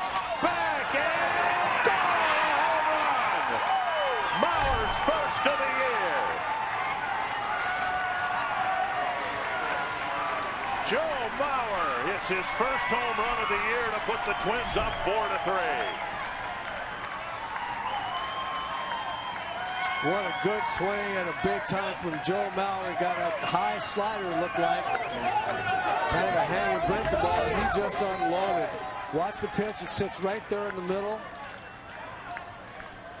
And he got his legs and upper body working in sync that time. That ball was hammered. 4-3 Twins, and now Trevor Plouffe. Ripped to the left field corner. Plouffe should have extra bases. Digging for second, and the throw not in time. Mauer indeed, if this score holds up, got the biggest hit last night and the biggest hit tonight. And we'll see where the rest of this inning leads the Twins with Plouffe's follow-up double. Good swing on a breaking ball there as well by Trevor Plouffe. Again, we talked about these guys that swing the bats great against left-handers. Look at this throw from Marte. He almost got Trevor for the second time.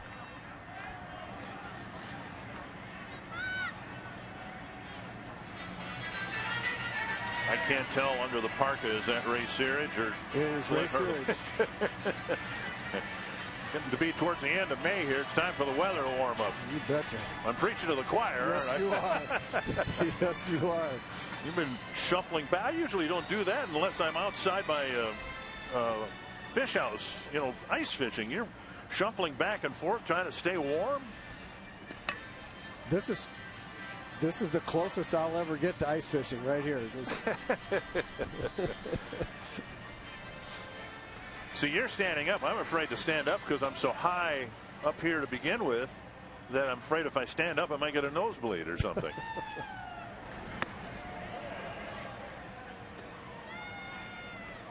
You can see we have an eagle's eye view. Yeah, we're way up proceedings here. We're way up here. Hunter will be intentionally passed. Suzuki will bat with 2 men aboard.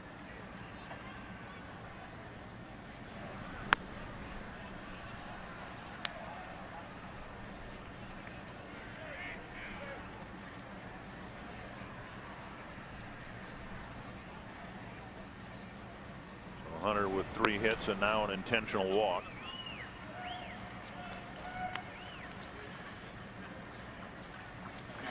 Pistardo in the game in part because both Radames Liz and Vance Worley pitched a couple innings last night. And in the case of Worley, he's a former starting pitcher, but you can't bring guys back after multiple innings and back-to-back days. So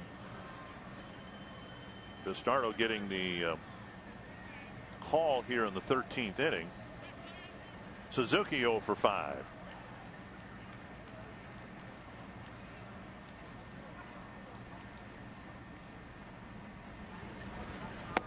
Down and in, ball 1.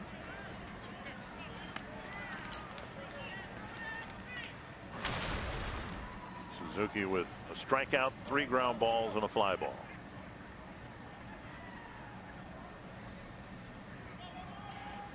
One more base hit here this inning. Give Glenn Perkins 2 runs to work with.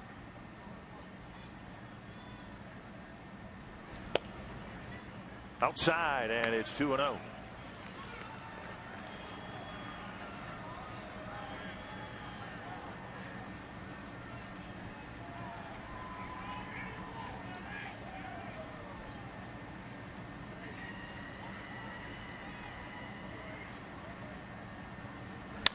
Suzuki with a pop fly foul into the seats, 2-1. Tigers won 5-2 over the Brewers.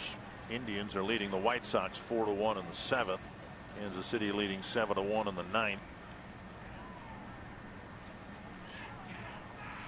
He's trying to get 6 games above the 500 mark for the first time since the end of the 2010 season.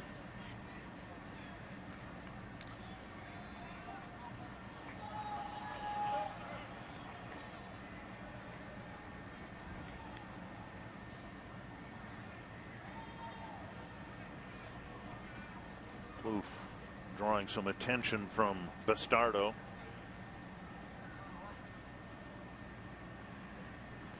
Fouled back. Suzuki really turned on one, or tried to. Yeah, good swing. Pretty good swing. Tough pitch up and out over the plate. Not Kurt's preferred location for a fastball, but he had a good rip at it. Hicks on deck. Pirates are due to send up Walker, McCutchen, and Marte in the bottom of this inning.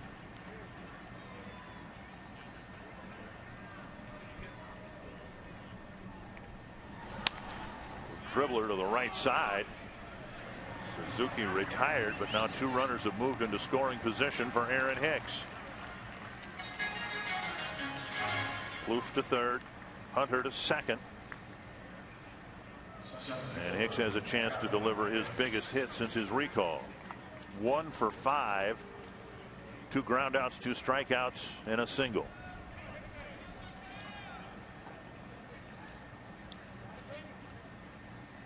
Well, he's back around to the right side where he's been the most comfortable here, so we'll see if he can get a pitch he can handle. If he can, base hit will score 2. Pretty much put the game away. To right field, toward the line. Rodriguez over, makes the catch. Hicks made a bid for a 2-run extra base hit. As it is, it's Joe Mauer's first home run of the year, providing the run for Glenn Perkins and another save opportunity.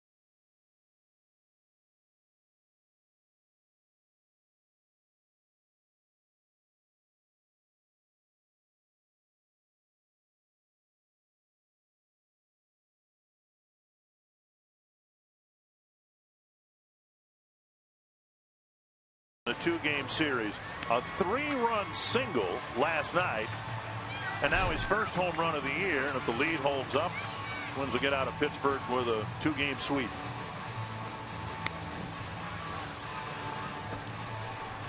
And Glenn Perkins coming into the ball game to try to pick up his second save in this series.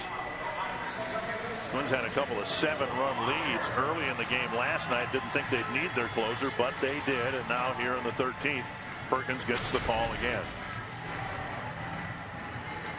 Neil Walker now hitting as a right-handed batter. First time he's done that here tonight. And as we said very early on, I think David Letterman was still on NBC when we started this game.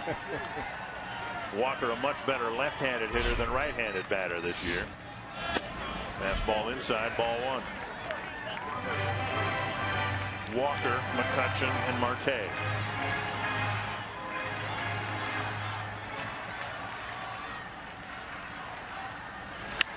Popped up and out of play.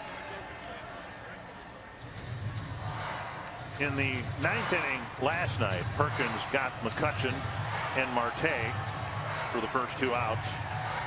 Gong got a single. And then Alvarez struck out to end the game.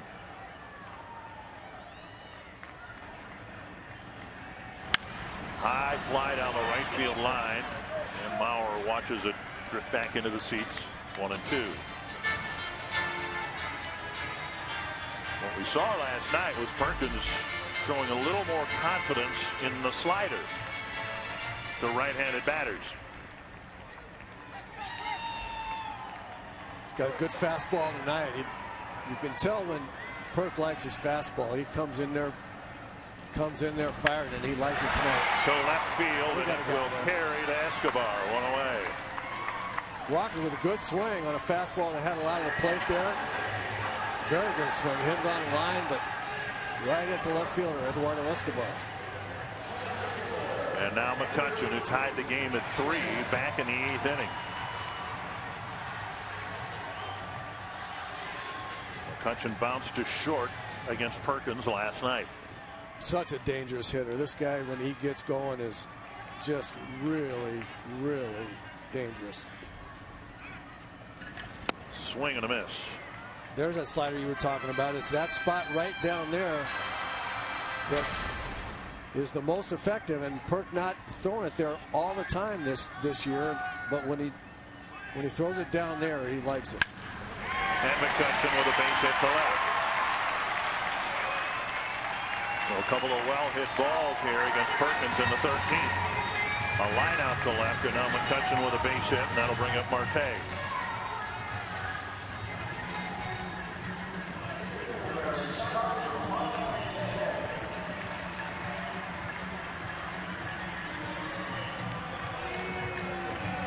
Marte with 2 doubles, 2 groundouts, and a strikeout tonight. Marte went down swinging against Perkins in the 9th inning last night. On strike.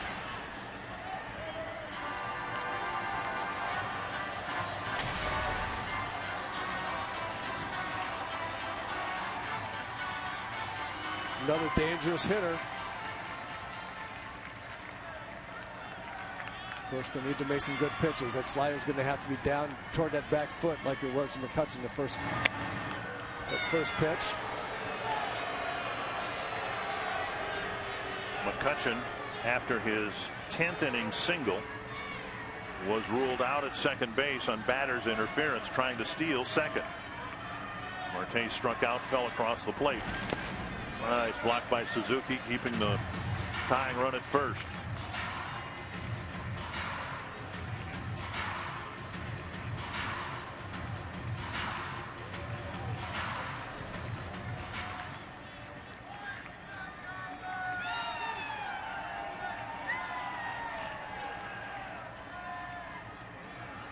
One and one to Marte. A better stop by Suzuki. 2-1.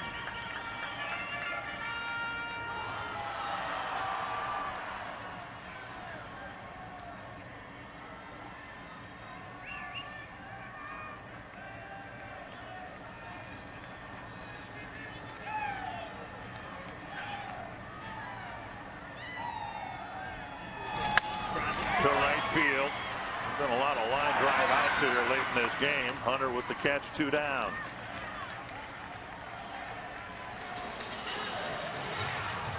And that will leave it to Gong. Gong's had a good series, but just 1 hit so far here tonight, and that was an infield hit.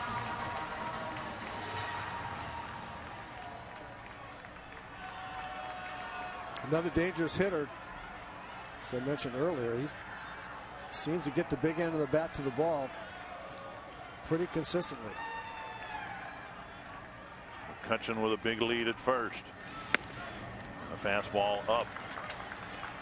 Korean Baseball Organization MVP last year when he hit 40 home runs.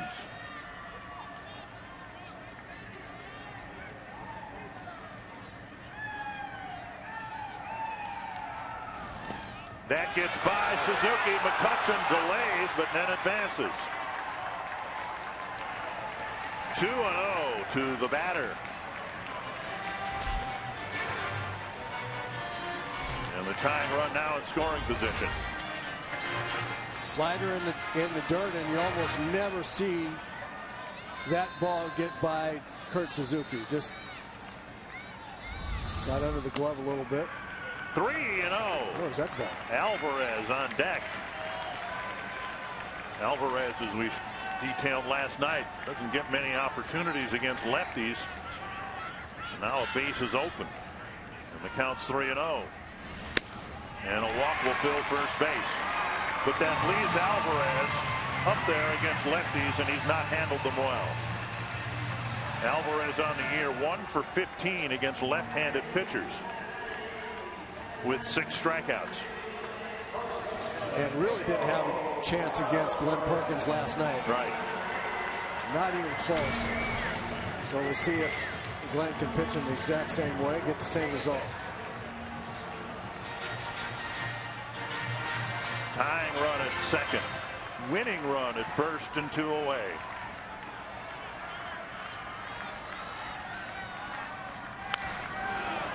A big swing.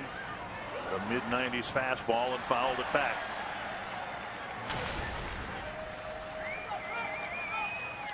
His one hit against a left-handed pitcher, a double.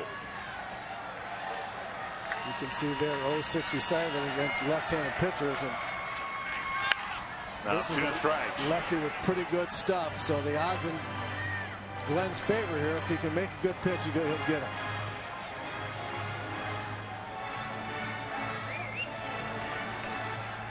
That slider had quite a bit of the plate. I'd like to see that just a little further outside. 0-2 to Alvarez. Got it! Perkins gets a save, and the Twins pull out an impressive win in Pittsburgh.